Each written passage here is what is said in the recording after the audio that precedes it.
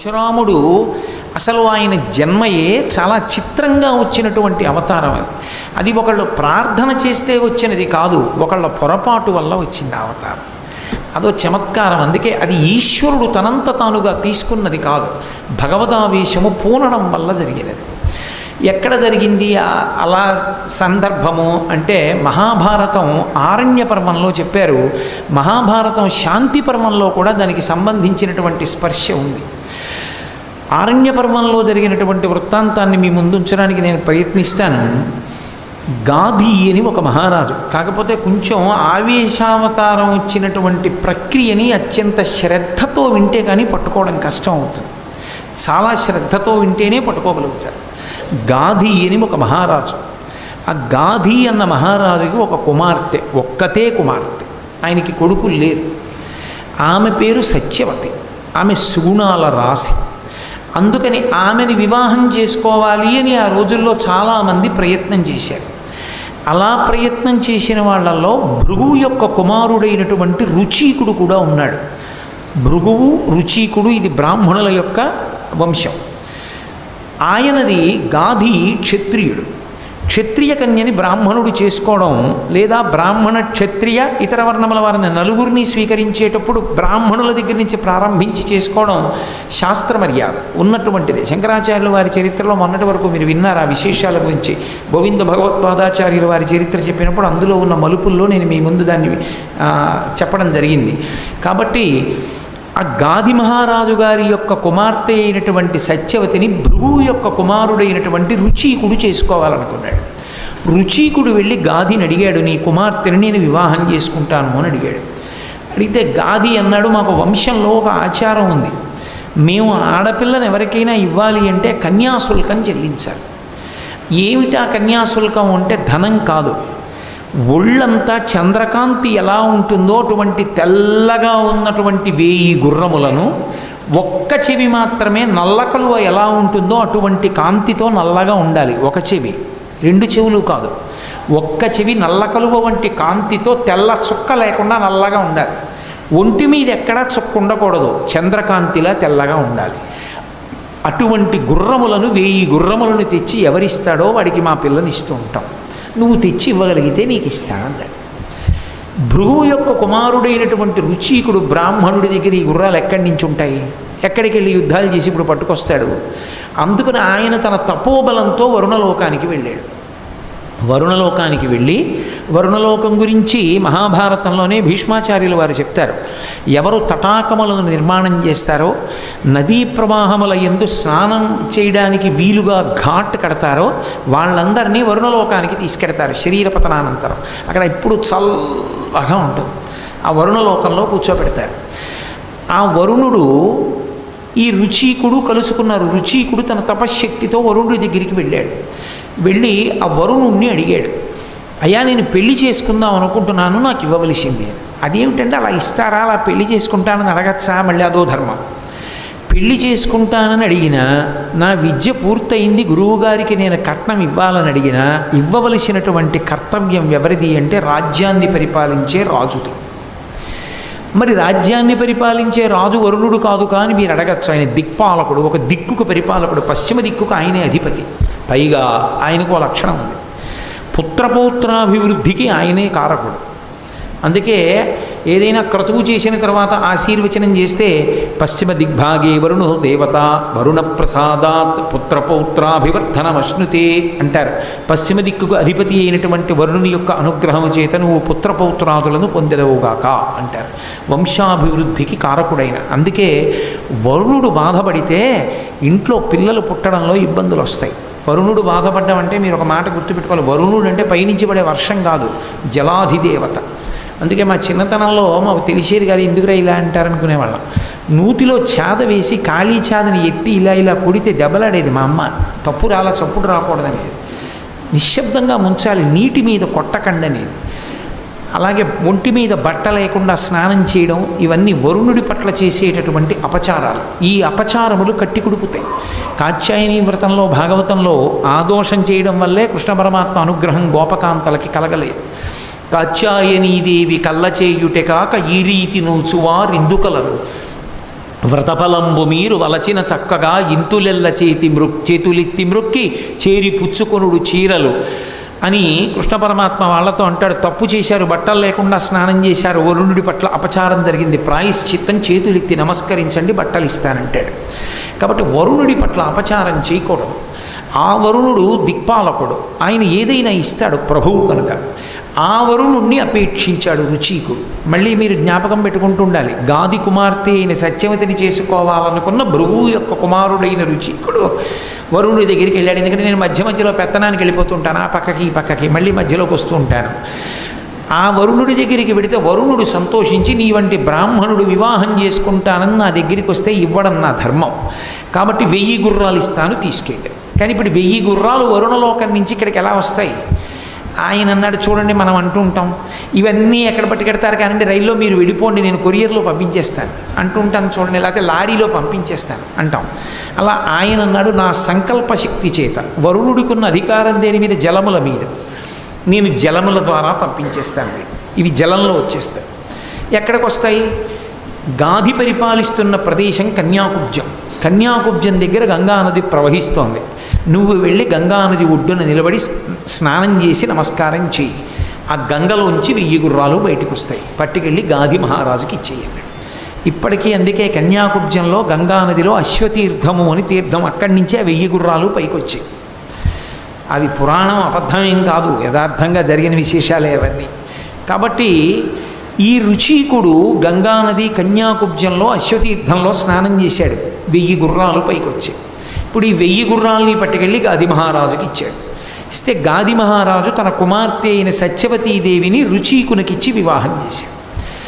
ఈ రుచీకుడు ఈ సత్యవతీదేవిని తీసుకొని గృహస్థాశ్రమంలోకి ప్రవేశించాడు. మళ్ళీ ఇక్కడ ఒక విచిత్రం జరిగింది.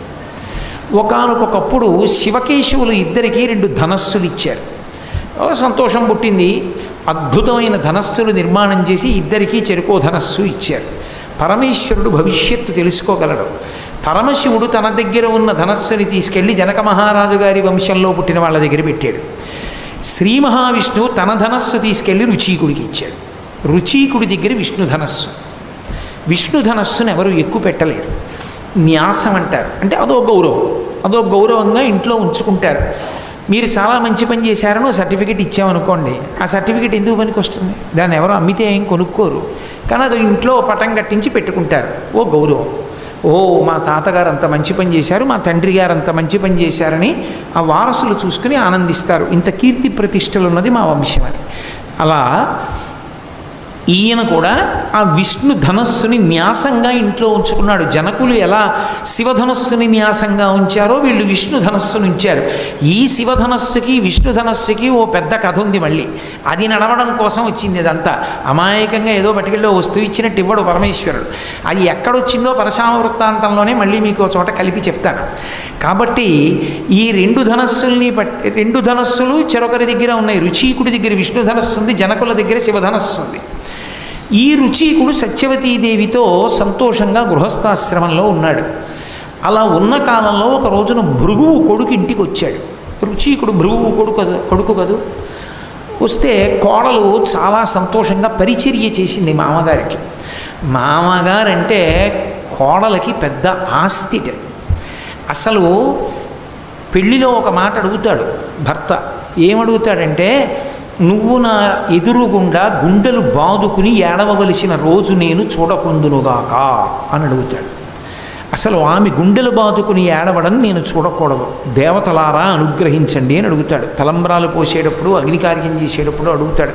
ఎందుకంటే ఇంటి ఇల్లాలు గుండెలు బాదుకుని ఏడిచింది అంటే నేను ఇంత పవిత్ర వేదిక మించి చెప్పక్కర్లేదు, అది ఏ సందర్భం, నువ్వు అలా ఏడవకూడదు అని చెప్తాడు. అయినా ఒక్క సందర్భంలో మాత్రం ఇంటి ఇల్లాలు అలా ఏడుస్తుంది అన్నాడు.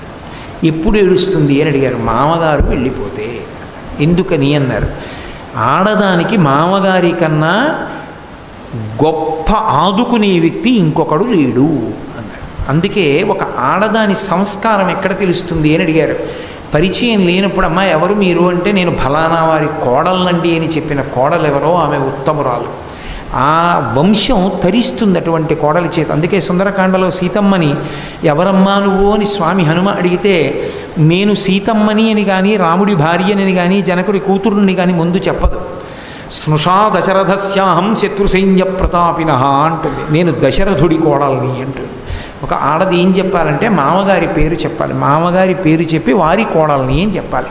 కాబట్టి కోడలు మామగారి పట్ల అంత గౌరవంతో ఉంటుంది. ఆ మామగారు వెళ్ళిపోతే తనకి గొప్ప రక్షకుడు జారిపోయాడని ఏడుస్తుంది.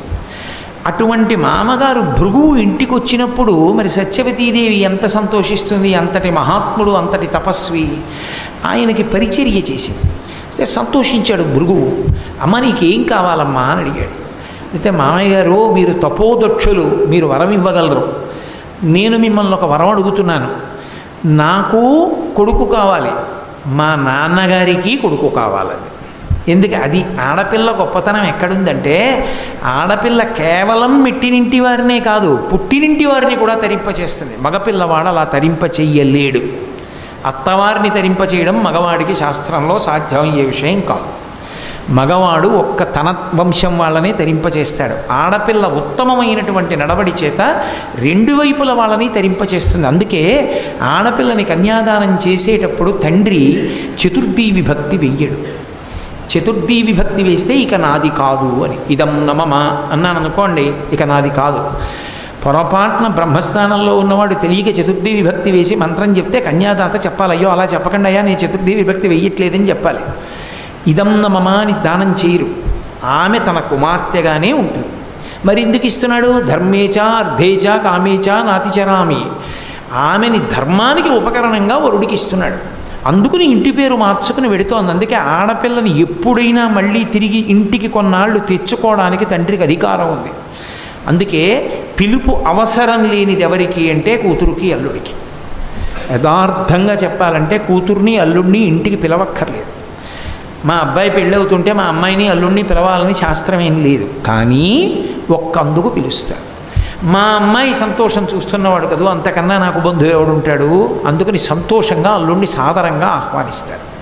అసలు మర్యాద అన్నది అల్లుడికి చేయడం బట్టే ఇంటి గౌరవం తెలుస్తుంది. అందుకే ఇంట్లో పులుసు వండితే అల్లుడు వచ్చాడని గుర్తు. అల్లుడు వస్తే పులుసు వండకుండా అన్నం పెట్టకూడదు, అది కనీస మర్యాద అని. అన్ని సత్కారాలు చేయకపోయినా అన్ని సత్కారాలు చేశారని ధర్మశాస్త్రంలో ఎప్పుడు వేస్తారంటే పులుసు అన్నం పెడితే. సాంబార్ అన్నం పెడితే కాదు, పులుసు అన్నం. అందుకే ఎప్పుడైనా ఓ మంగళకార్యం జరిగింది అంటే ఏం పెట్టాలి అంటే 4 రకాల కాయగూరల ముక్కలు వేసిన పులుసు అన్నంలో ఉండాలి. అది లేదు అంటే ఆ ఇంటి యజమానికి ధర్మం తెలియదు అని గుర్తు. సరే, ఇప్పుడు పులుసు గురించి నాకెందుకు కానీ పరశురాముడి గురించి చెప్తూ అల్లుడిని అందుకు మర్యాద చేస్తారు. కాబట్టి ఆ కూతురు అల్లుడి పట్ల అంత మర్యాదతో కన్యాదాత కూడా ఉంటాడు. ఆ భృగువు ఇంటికి వచ్చినప్పుడు సత్యవతీదేవి చేసినటువంటి పరిచర్యకి సంతోషించి అడిగితే ఆమె కేవలం తనకే కొడుకు కావాలని అడగలేదు, తన తండ్రి అయినటువంటి గాది మహారాజు గారికి కూడా కుమారుడు కావాలని అడిగింది. ఎందుకని? తను ఒక్కతే తరించడం కాదు, తన తండ్రికి కొడుకు లేడు, తానొక్కతే కూతురు, తనని కన్యాదానం చేసేసాడు, కొడుకులు పుట్టాలని తీర్థయాత్ర చేస్తున్నాడు. మా నాన్నగారికి కూడా కొడుకు కావాలి అని. వెంటనే భృగువు గొప్ప తపశ్శక్తి సంపన్నుడు. ఆయన 2 చెరువులు ఏర్పాటు చేశాడు. చెరువులు అంటే ఏదో నీళ్లు తవ్విన చెరువులు అనుకోకండి, హవిష్యపాత్ర అంటారు. హవిష్యపాత్ర అంటే హోమం చేసేటప్పుడు వండినటువంటి హవిష్యాన్నం. ఆ హవిష్యాన్నాన్ని కొద్దిగా 2 పాత్రలలో పెట్టి తన మంత్రశక్తి చేత అభిమంత్రించాడు వాటిలోకి ఆ శక్తి ప్రవేశిస్తుంది. అమ్మ, మీ అమ్మ తిరిగి వస్తోంది తీర్థయాత్ర నుంచి, నిన్ను చూడడానికి ఇక్కడికి వస్తుంది, ఒక పని చెయ్యి, ఈ పాత్ర నువ్వు తిను, ఈ పాత్ర మీ అమ్మ తినాలి. ఎందుకు అంత జాగ్రత్త చెప్పాడు అంటే ఇద్దరూ ఒక రకమైనటువంటి కర్తవ్యతానిష్ట ఉన్న కుటుంబాలు కావు. గాది క్షత్రియుడు, సత్యవతి గాది కుమార్తె అయినా తన కుమారుడైనటువంటి రుచీకుడికి భార్య అయింది. అందుకని బ్రాహ్మణి అంటే బ్రాహ్మణుని భార్య అని. బ్రాహ్మణుని భార్య ఎటువంటి కొడుకుని కనాలి? బ్రాహ్మణుణ్ణి కనాలి. ఆ ఇంట్లో పుట్టినవాడు కూడా వేదాంగములు చదువుకుని శాస్త్రం చదువుకుని చక్కగా ధర్మానుష్ఠాన తత్పరుడైన వాడు పుట్టాలి. అంతేగాని గుర్రం ఎక్కి యుద్ధాలు చేసేవాడు ఎందుకు బ్రాహ్మణుడు కుటుంబంలో? అందుకనమ్మా నీకు బ్రాహ్మణుడు పుట్టాలి. నీ తండ్రికి బ్రాహ్మణుడు పుట్టి వేదం చదువుకుని జపం చేసుకుంటూ కూర్చుంటే రాజ్యం చేసేవాడేవాడు. అందుకని మంచి క్షాత్రం ఉన్నవాడు పుట్టాలి. అందుకని పరాకుసుమ ఒకరి పదార్థం ఒకరు తినకండి, ఎవరి పదార్థం వాళ్ళే తినాలి. ఈ పాత్ర నీకు, ఈ పాత్ర మీ అమ్మకి. ఈ పాత్రలో ఉన్న పదార్థములను తిని గర్భదోష నివారణము అంటారు. ఈ పదార్థము బిడ్డగా తయారయ్యి దీని అనుగ్రహము చేత పిండం ఏర్పడేటప్పుడు ఆ పిండము ఏర్పడడానికి పాపము నివారింపబడడానికి 2 చెట్లు చెప్పాడు.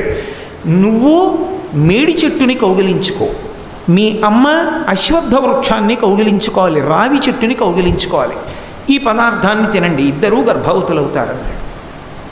సరేనండి. పాపం భృగు మహర్షి అనుగ్రహించాడన్న సంతోషంలో మామగారితో మాట్లాడటంలో ఏ ఆనందంలో విందో మర్చిపోయి ఎవరు ఏది తినాలి, ఎవరు ఏ చెట్టుని కౌగిలించుకోవాలి పొరపాటు పడి భృగు వెళ్ళిపోయాడు.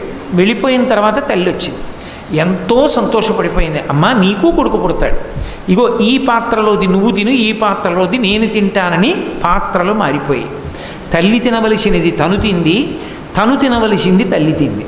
చెట్లు కూడా మారిపోయి అశ్వత్థ వృక్షాన్ని కౌగిలించుకోవలసిన తల్లి మేడు చెట్టుని కౌగిలించుకుంది, మేడు చెట్టుని కౌగిలించుకోవలసిన కూతురు అశ్వత్థ వృక్షాన్ని కౌగిలించుకుంది.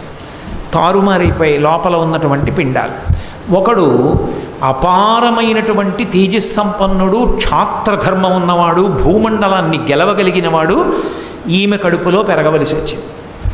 అపారమైనటువంటి తపశ్శక్తి సంపన్నుడు, ఎవరి పేరు చెప్పినంత మాత్రం చేత పాపములు దగ్ధమైపోతాయో, ఏ మహానుభావుడు అనేక మంత్రములకు ద్రష్టయో, ఎవరు బ్రహ్మర్షియో అటువంటి విశ్వామిత్రుడు ఒకరి కడుపులో పెరగవలసి వచ్చింది.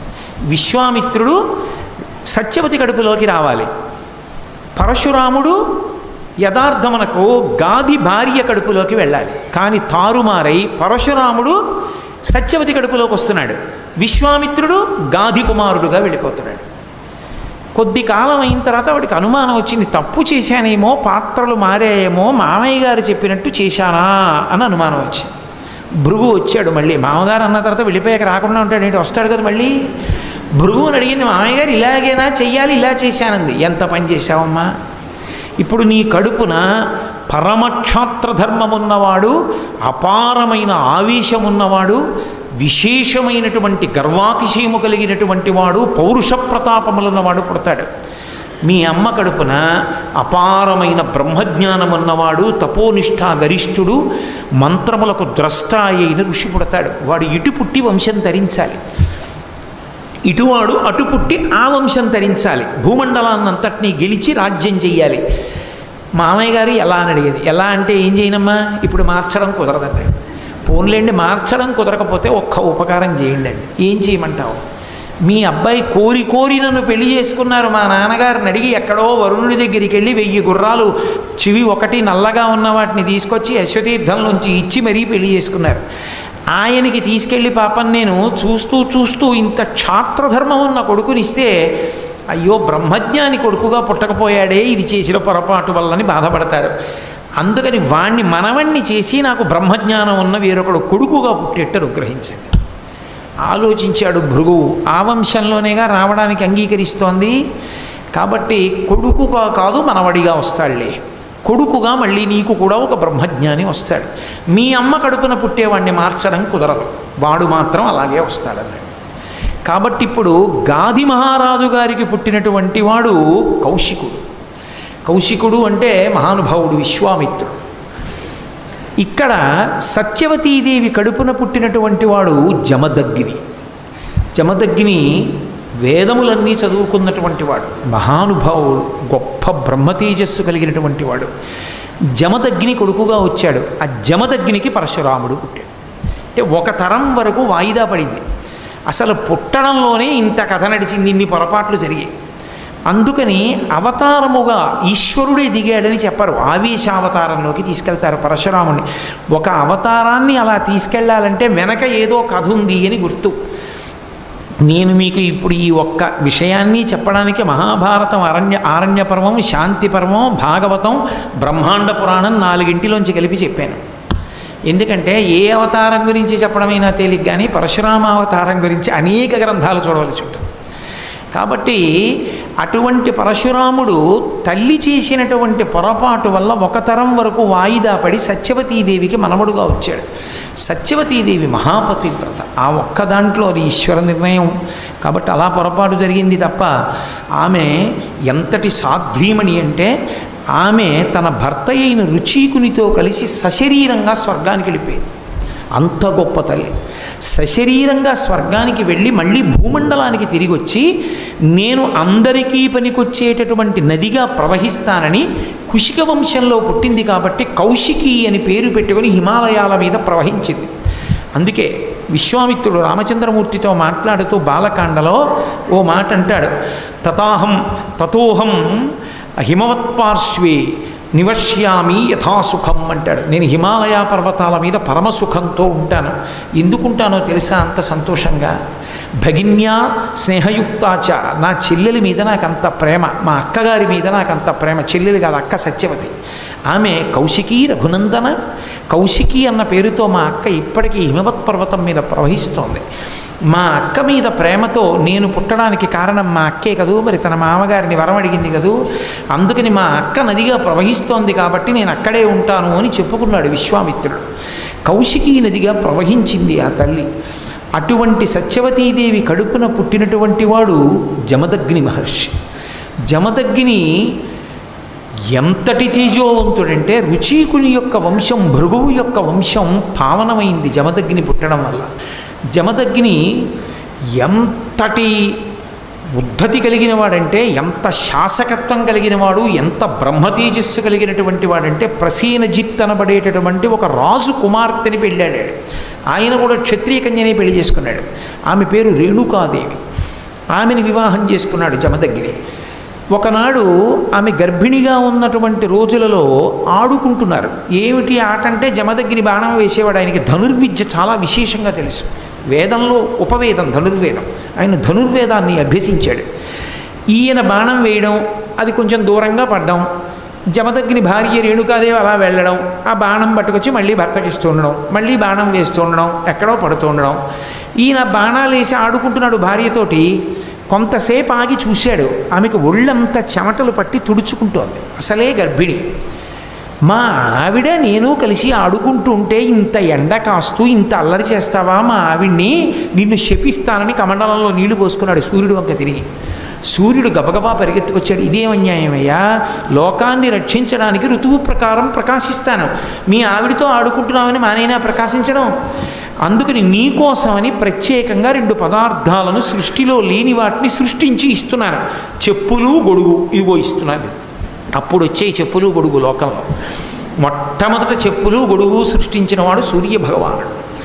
ఇవి మీ ఆవిడ్ని వేసుకుని బాణాలు తెమ్మను, నువ్వు వేసుకుని ఆడుకో, మీకు ఎండ తగలదు, కాళ్ళు కాలం. అంతేకాని నన్ను ప్రకాశించద్దంటే ఎలా? అప్పటి నుంచి గురువుగారికి ఇచ్చేటటువంటి విశేష బహుమానాల్లో గొడుగు, చెప్పులు ఒకటయ్యే. ఆయనకే కాదు, ఎవరిని నారాయణ స్వరూపంగా చూస్తామో వాళ్ళందరికీ వాటిని బహూకరిస్తారు.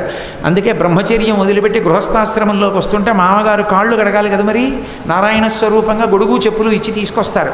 స్నాతకం అని ఆయన ఏదో కాశీ వెళ్ళిపోతున్నాడు, అదో పెద్ద నాటకం. ఆయన ఏం కాశీ వెళ్ళిపోడు, పెళ్ళికే వస్తాడు. ఇంకా వీలైతే ఓ పూట భోజనాలు ఎగ్గొట్టడానికి మీ ఇంట్లోనే స్నాతకం చేసుకుంటామని వచ్చినటువంటి ఒక దీనుడు, వాడు కాశీ వెళ్ళిపోయిన పెళ్లి కొడుకు ఏమిటి? కాబట్టి గొడుగు, చెప్పులు ఇవ్వడం అనేటటువంటి సంప్రదాయం అక్కడ వచ్చింది. సరే, ఆ జమదగ్ని మహర్షి రేణుకాదేవికి 5 కుమారులు జన్మించారు. అందులో పెద్దవాడికి రుమణ్వంతుడు అని పేరు, 2వ వాడు సుషీరుడు, 3వ వాడు వసు, 4వ వాడు విశ్వావసు, 5వ వాడు పరశురాముడు. ఆయనకి 5వ వానికి పేరు పరశురాముడు కాదు, తండ్రి పెట్టుకున్న పేరు రాముడు. రాముడు అని పేరు పెడితే ఒకప్పుడు పెద్ద గొడవ వచ్చింది. రామ అంటే ఇద్దరిలో ఎవరో ఒకడే రాముడు ఉండాలి, నువ్వు రాముడు నేను రాముడా అన్నాడు రాముడి దగ్గరికి వెళ్ళి. ఆయన పెట్టింది రామ. ఆయన పరశురామ ఎందుకయ్యాడంటే ఆయన పరమశివుడి గురించి ఘోరమైన తపస్సు చేశాడు. చేస్తే పరమశివుడు వ్యాధుడి రూపంలో వచ్చాడు. నేను అందుకే ఇవాళ పద్యాలు తగ్గించా, లేకపోతే ఎప్పటికవుతుంది, ఎప్పటికి పూర్తి చేస్తాను ఈ కథ అంతాను, ఈ అవతారం గురించి చెప్పడం ఎక్కడవుతుందని. ఇప్పుడు నేను చెప్పేటటువంటిది బ్రహ్మాండ పురాణంలోంచి చెప్తున్నాను. వ్యాధుడి రూపంలో వచ్చాడు. హిమవత్ పర్వతం మీద తపస్సు చేస్తుంటే భార్గవరాముడు అంటారు. ఎందుకంటే భృగువంశంలో పుట్టినవాడు కాబట్టి గుర్తుపట్టడానికి భార్గవరాముడు అంటారు. ఈ భార్గవరాముడు హిమవత్ పర్వతం మీద కూర్చుని పరమశివుడి గురించి తపస్సు చేశాడు. తపస్సు చేస్తే పరమశివుడు ఈయన్ని పరీక్ష చేద్దామని వ్యాధుడి రూపంలో వచ్చాడు. వ్యాధుడు అంటే వేటాడి మాంసం తినేవాడు అని. వచ్చి పెద్ద గద్దించాడు, ఎవరు నువ్వు ఇక్కడ ఎందుకు కూర్చున్నావని. ఇద్దరి మధ్య చాలా వాదులాట జరిగింది. ఎందుకు అరుస్తావు, కావాలంటే నువ్వు కూర్చుని జపం చేసుకో అన్నాడు. ఆఖరికి ఆ వ్యాధుడు పరమశివ రూపంలో సాక్షాత్కరించాడు. పరశురాముడు సంతోషించి స్తోత్రం చేశాడు. స్తోత్రం చేస్తే శివుడు సంతోషించి ఆయనకి ఒక గండ్రగొడ్డలిని బహూకరించాడు. అది ఎక్కడిది అంటే శివుడి చేతిలో ఉంటుంది ఆ గొడ్డలి. ధవళవపుషమిందోర్ మండలే సన్నివిష్టం భుజగవలయహారం భస్మదిగ్ధాంగమీశం మృగయ పరశు పాణిం చారు చంద్రార్ధమౌళిం హృదయ కమల మధ్యే సంతతం చింతయామి అని. ఒక చేతిలో మృగాన్ని పట్టుకుని ఓ చేతిలో గండ్రగొడ్డలి పట్టుకుంటాడు. ఆ గండ్రగొడ్డలిని ఆయనకి ఇచ్చాడు. ఇచ్చి ఇక ఇక్కడి నుండి నువ్వు ఎక్కడైనా ఎవరైనా బాధపడుతూ ఉంటే వాళ్ళని రక్షించడానికి పరశువుని వాడమన్నాడు. ఆయన పరశువు వేసుకుని నడుస్తుండేవాడు. ఆ గండ్రగొడ్డలు పట్టుకుని తిరుగుతుండేవాడు. ఆ గండ్రగొడ్డలిని పట్టుకుని తిరుగుతూ ఉంటాడు కాబట్టి ఆ గండ్రగొడ్డలి పరమశివదత్తం కనుక అది ఆయన చేతిలో ఉండగా ఆయన్ని ఎవరూ నిర్జించలేరు కనుక, ఓడించలేరు కనుక పరశురాముడు అని పిలుస్తుండేవారు భయంతో ఆయన్ని. ఇటువంటి పరశురాముణ్ణి పరమశివుడు ఒకసారి మళ్ళీ పిలిపించాడు కైలాసానికి. దేవతలకి రాక్షసులతో యుద్ధం జరుగుతోంది, నువ్వు వెళ్ళి అక్కడ వాళ్ళకి సహాయం చెయ్యి, దేవతలకి రాక్షసులతో యుద్ధం చేయమన్నాడు. అంటే పరశురాముడు అన్నాడు, నా దగ్గర నువ్వు ఇచ్చిన పరశువు తప్ప ఇంకేం లేదు, నాకేం ధనుర్వేదం తెలియదు, నేను యుద్ధం ఎలా చేయగలనని అడిగాడు. అడిగితే పరమేశ్వరుడు ఒక వరం ఇచ్చాడు, నేను నిన్ను ఆవేశిస్తా. ఆవేశించుట అంటే అంశ ఆయనలోకి ప్రవేశిస్తుంది, నీలో ఉండి నేను పనిచేస్తాను కాబట్టి నీకింక ధనుర్వేదం తనంత తాను భాషిస్తుంది, నువ్వు ఎంతమందినైనా పడగొట్టేస్తావు, యుద్ధం చేయమన్నాడు. పరమశివావేశం కలిగింది. అందుకని ఆవేశావతారములలో ఒకటైంది పరశురామావతారం. ఆయన దేవతలకి సహాయంగా రాక్షసుల మీద యుద్ధానికి వెళ్ళి ఆ రాక్షసులందరినీ కూడా పడగొట్టాడు. పడగొడితే ఆయన ఒళ్ళంతా కూడా తుత్తునియల కింద కొట్టారు రాక్షసులు. నెత్తురు ఓడిపోయి పూచిన మోదుగు చెట్టులా అయిపోయాడు. అయి శివుడికి నమస్కరించి నువ్వు ఇచ్చిన కర్తవ్యం పూర్తి చేశానన్నాడు. పరమేశ్వరుడు ఆయన శరీరాన్నంతటినీ తడిమాడు. తడిమితే ఆయన ఒళ్ళు వజ్రకాయం కింద మారిపోయి అపారమైనటువంటి తేజస్సు పొందేశాడు. ఇంకా అంతా ఇంత తేజస్సు కాదు, అంత విశేష తేజస్సు. అందుకే అప్పటి నుంచే ఏమైందంటే సామాన్యుడైన వాడు పరశురాముడి వంక చూడలేడు. పరశురాముడు నడిచి వస్తుంటే కేవలం ఆయన్ని చూస్తే కొన్ని లక్షల సైన్యం మూర్ఛపోయేది. ఆయన యుద్ధం చేయక్కర్లేదు, ఆయన నడిచి వస్తే చాలు. ఆయన వస్తుంటే పడిపోయేవారు అంతే. మహాతేజోవంతులైనటువంటి వారైతేనే ఆయన్ని చూస్తారు నిలబడి. అంతటి తేజోమూర్తి అయ్యాడు, అంత తపస్సు చేశాడు. జటాజూటం కట్టుకుని గండ్రగొడ్డలి భుజాన వేసుకొని తిరుగుతుండేవాడు. సరే కొంతకాలం అయింది. అప్పుడే ఒక విచిత్రం ఒకటి జరిగింది. ఆయన మనసులో ఒక కోరిక ఉండేది, నేను ఒకే భగవానుణ్ణి శివుడిగా దర్శించాను, అదే భగవానుణ్ణి కృష్ణుడిగా చూడాలని కోరిక పెట్టుకున్నాడు. అప్పటికి ఇంకా కృష్ణావతారం రాలేదు. మరి కృష్ణుడిగా ఎక్కడున్నాడు అని మీరు నన్ను అడగచ్చు. గోలోకమని ఒక లోకం, గోలోకే రాధికా స్వయం అని అమ్మవారు గోలోకంలో రాధికగా ఉంటుంది. ఆ గోలోకమునకు అధిదేవత కృష్ణుడు. ఆ కృష్ణస్వరూపాన్ని దర్శనం చేయాలని పరశురాముడికి కోరిక. ఆయన హిమవత్ పర్వతం నుంచి నడిచి వస్తూ తీర్థయాత్రలు చేసి వస్తూ ఒక సరోవరంలో నీళ్లు తాగుతున్నాడు. నీళ్లు తాగుతుంటే 2 జింకలు పరిగెత్తుకొచ్చాయి. అవి అరుస్తూ పరిగెత్తుకొచ్చినటువంటి పరిస్థితి చూసి పరశురాముడు అనుకున్నాడు, వీటిని ఎవరో వేటాడుతున్నారు, భయపడి ఇలా వస్తున్నాయి అనుకున్నాడు. అవి అక్కడికి వచ్చి సేద తీరి నీళ్లు తాగుతుంటే ఒక జింక మనుష్య భాషలో అంది, జటాజూటం కట్టుకుని ఇంత తేజోమూర్తిగా ఉన్నాడు, గొడ్డలి పట్టుకుని, వీడు మన్ని సంహరించాడు కదా అంది. రెండవ జింక అంది, ఆయన మన జోలికి రాడు, ఆయన పరశురాముడు మహాతేజోమూర్తి, ఆయన మన పక్కనంత ఉన్నంతకాలం మనని ఎవరూ చెనకరు. కానీ ఆయనకు కోరిక ఉంది విష్ణు దర్శనం చెయ్యాలని కృష్ణుడిగా. కానీ ఆయనకి తెలియదు ఆయన ఉపాసనా బలానికి ఆయనకి కృష్ణ దర్శనం అవ్వదు. ఆయనకి కృష్ణ దర్శనం అవ్వాలంటే ఈయన అగస్త్యాశ్రమానికి వెళ్ళి అగస్త్యాశ్రమంలో ఉన్న మునుల దగ్గర కృష్ణ స్తోత్రాన్ని ఉపదేశం పొంది జపం చేస్తే కృష్ణ దర్శనం అవుతుంది అని. ఆయన తెల్లబోయాడు. ఇదేమిరా, రెండు జింకలు మనుష్య భాషలో మాట్లాడుకుంటూ నా గురించి చెప్తున్నాయని ఆ జింకను అడిగాడు. నీకెలా తెలుసు నా గురించి, నువ్వు ఎలా చెప్పగలిగావని అడిగాడు. అప్పుడు ఆ జింక మళ్ళీ తన పూర్వజన్మ వృత్తాంతం చెప్పాడు. నేను ఒకానొకప్పుడు సుశర్మ అని పేరు కలిగినటువంటి బ్రాహ్మణుణ్ణి. వేదం చాలా బాగా చదువుకున్నాను, కానీ బ్రాహ్మణ జన్మ అయిన కారణం చేత పిరికితనం ఉండేది. ఒకనాడు దర్భలు పట్టుకుని ఇంటికి వెళ్ళడంలో దారి తప్పాను. చీకటి పడిపోయింది, క్రూర మృగాలు రావు కదా అని భయపడుతూ దర్భలు పట్టుకుని వెడుతున్నాను. ఇంతలో ఎక్కడి నుంచో ఒక పెద్ద పులి ఒక జింకని తరివి నోట కరిచి పట్టుకుని పరిగెత్తింది.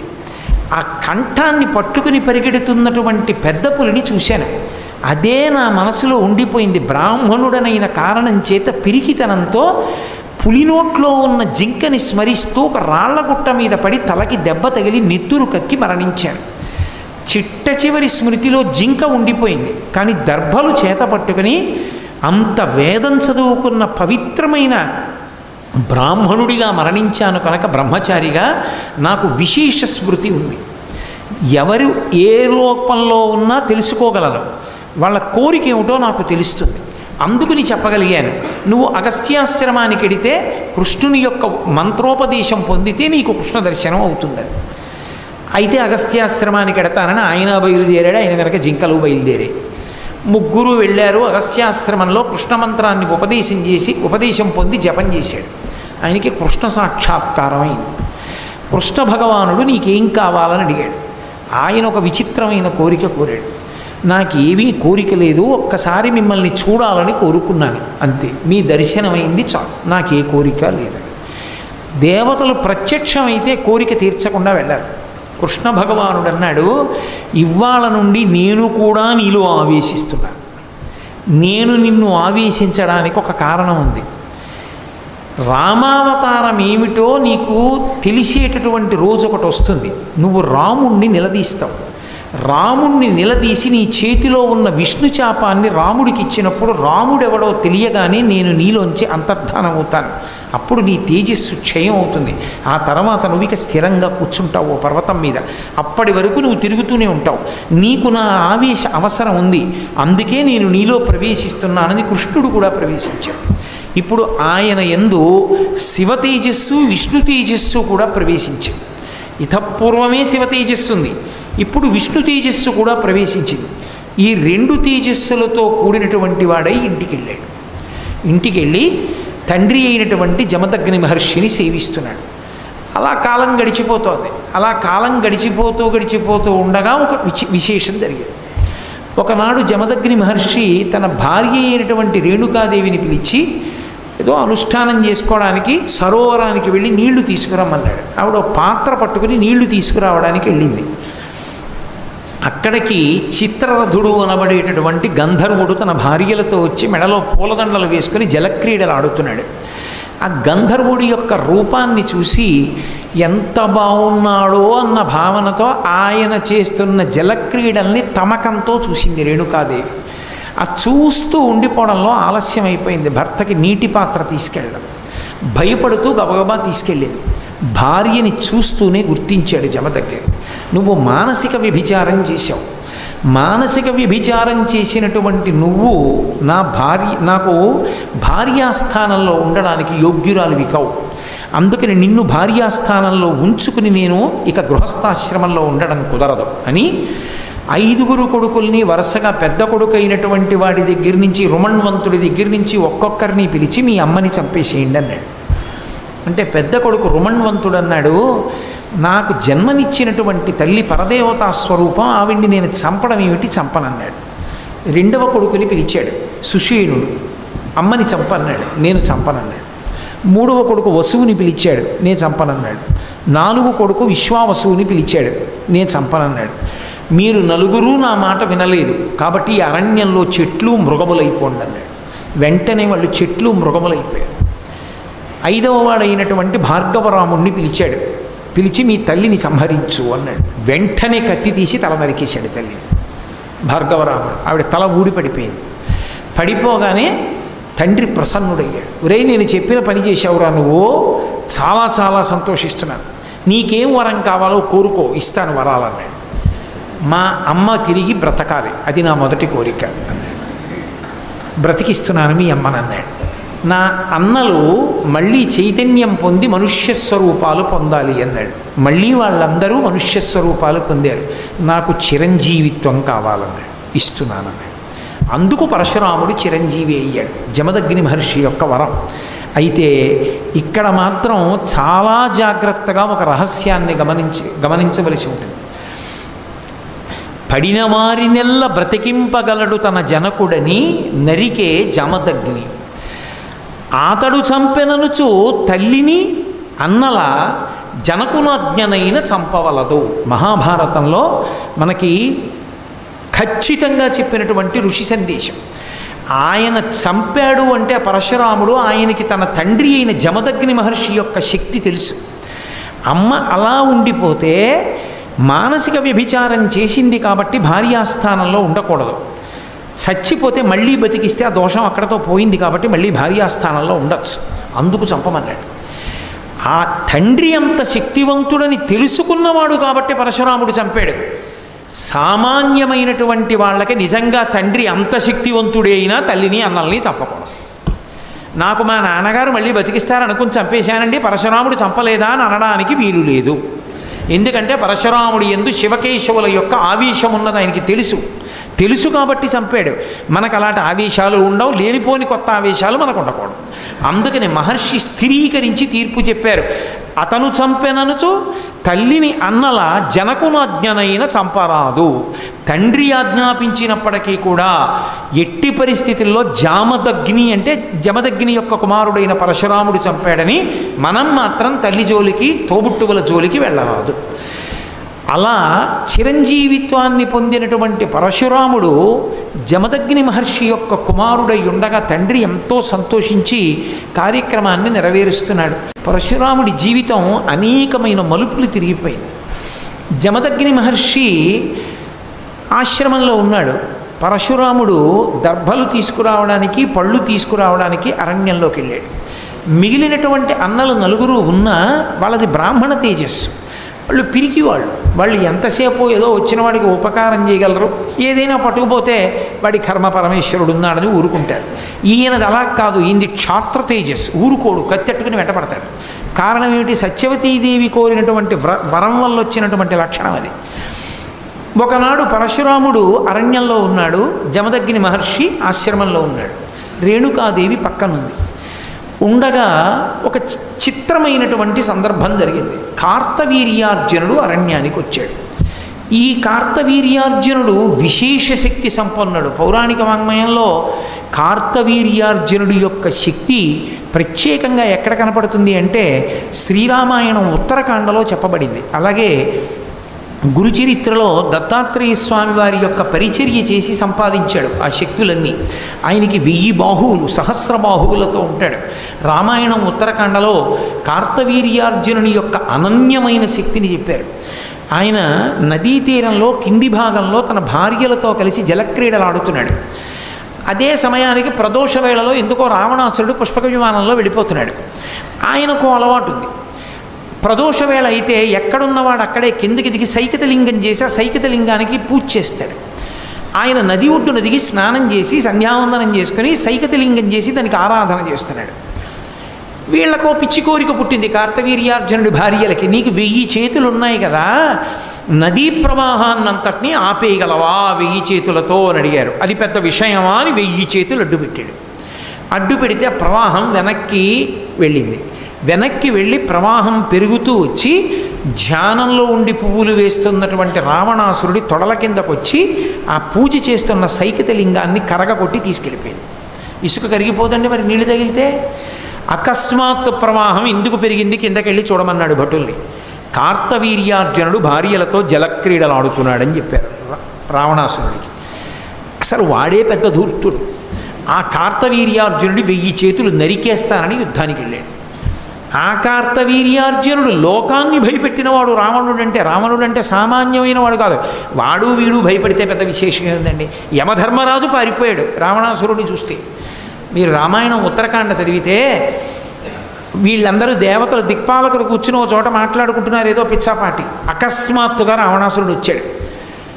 తమంత తాముగా పారిపోతుంటే కనిపెట్టేస్తాడని అక్కడ కనపడ్డ జింకలో దుప్పిలో అన్నిటిలో తలకోడు దూరి పారిపోయారు. అక్కడ దూరడానికి ఇంకేం కనపడలేదు. పాపం దొరికిపోయిన వాడు ఎవరంటే యమధర్మరాజు గారు ఒకడే దొరికిపోయాడు. గద పెట్టి కొట్టేస్తాడు. రా ఇక్కడ కూర్చుని ఏం చేస్తున్నావు అంటాడని ఆయన అటు ఇటు చూశాడు. ఓ కాకి కనపడింది. ఆ కాకిలో దూరి పారిపోయాడు. పారిపోయి, ఓ కాకి, రావణాసురుడు వచ్చి నన్ను బాధ పెట్టకముందే నువ్వు కనపడ్డావు కాబట్టి నీలో దూరి పారిపోయాను. అందుకే నీకు వరం ఇస్తున్నాను. ఎక్కడైనా తద్దినం పెడితే పిండాన్ని కాకి ముట్టుకుంటే పితృదేవతలు తరిస్తారు. అప్పటి నుంచే పిండాలన్నీ కాకులు ముట్టుకోవాలని గోడ మీద పెట్టి కావు కావని కాకి ముట్టుకుందని ఇంట్లోకి వెళ్ళిపోతుంటారు. అది రామాయణం ఉత్తరకాండలో యమధర్మరాజు గారు కాకి ఇచ్చిన వరం. అంటే యముడంతటి వాడు రావణుడికి భయపడితే రావణుడు కార్తవీర్యార్జునుడి మీదకి యుద్ధానికి వెళ్ళాడు. ఎక్కడ మళ్ళీ వెనక్కి రండి, నదీ తీరంలో కింద ఆడుకుంటున్న కార్తవీర్యార్జునుడి దగ్గరికి వెళితే ఆయన చూసి, వీడెవడరా 10 తలల పురుగు యుద్ధానికి వచ్చింది నా మీదకని యుద్ధం చేయలేదు. ఇలా పట్టుకున్నాడు. పట్టుకుని తీసుకుపోయి, ఈ పురుగు నేను భార్యలతో జలక్రీడలాడుతుంటే నా మీదకు వచ్చిందని కారాగారంలో పారేసి తలుపేసేయండి అన్నాడు. అందులో పడున్నాడు రావణాసురుడు. అంటే మీరు కార్తవీర్యార్జునుడి శక్తి ఊహ చేయొచ్చు. ఎలా విడిపించాలని ఆలోచించి మనవణ్ణి విడిపించుకోవడానికి పులస్త్య బ్రహ్మగారు, ఆయన ప్రజాపతి పులస్త్య బ్రహ్మగారు చతుర్ముఖ బ్రహ్మగారిని తీసుకుని వచ్చాడు. వచ్చి, ఒరే నాయనా వాడు మా ముని మనవడరా, వదిలిపెట్టేసేయమంటే ఈ విషయం నాకు తెలియదండి, నేనేదో మా భార్యలతో ఆడుకుంటుంటే వచ్చి అల్లరి చేశాడు, అని అందులో పడేశాను, తలుపు తీయించి వాడిని వదిలేయండిరా అన్నాడు. అంత శక్తివంతుడు కార్తవీర్యార్జునుడు. 1000 చేతులతో ఉంటాడు. ఆ కార్తవీర్యార్జునుడు ఎందుకో అరణ్యానికి వచ్చాడు వేటాడడానికి. విధి అని ఒకటి ఉంటుంది కదా, అప్పుడే ఆయనకి ఆకలేసింది, దాహం వేసింది. ఇక్కడ ఎవరున్నారని వెతుక్కుంటూ వెళ్ళాడు. అరణ్యంలో జమదగ్ని మహర్షి ఆశ్రమం కనపడింది. మళ్ళీ వెనక్కి రండి, పరశురాముడు దర్భలకి పళ్ళ కోసం వెళ్ళాడు. ఒక్క జమదగ్ని, రేణుకాదేవి, 4 కొడుకులే ఉన్నారు. వచ్చి మధ్యాహ్నం వేళ అయింది, నేను ప్రభువుని వేటకొచ్చాను, ఆకలేస్తోంది, ఆతిథ్యం ఇమ్మన్నాడు. ఇంటికొచ్చిన అతిథికి లేదనకూడదని వెంటనే తన దగ్గర ఉన్నటువంటి హోమధేనువు అంటారు. అంటే దాంతో ఏం చేస్తారు అంటే హోమం చేస్తుంటారు. ఆవు పాలతో యజ్ఞంలో వాడుతూ ఉంటారు. ఆ కామధేనువుని పిలిచి పదార్థములను సృజించమన్నాడు. ఎలా వశిష్ఠ మహర్షి రామాయణంలో విశ్వామిత్రుడికి ఆతిథ్యం ఇచ్చినప్పుడు పదార్థములను కామధేనువు చేత సృజింపచేశాడో, అలా కార్తవీర్యార్జునుడి సైన్యానికి, కార్తవీర్యార్జునుడికి వాళ్ళకిష్టమైన పదార్థాలేవో అవన్నీ రాసులుగా ఇమ్మన్నాడు జమదగ్ని. కామధేనువు వెంటనే ఇచ్చేసి అవన్నీ వడ్డించారు. రాజు అన్నీ తిన్నాడు. రాచబుద్ధి కదూ. ఆయన అన్నాడు, రత్నహారీచ పార్థివ అని రాజుకు పేరు. రత్నహారీచ పార్థివ అంటే లోకంలో ఎక్కడ ఏ విలువైంది అందమైంది కనపడితే అది నాది అని పట్టుకుపోతుంటాడు రాజు. అదేమిటండి అని అడగడానికి ఉండదు.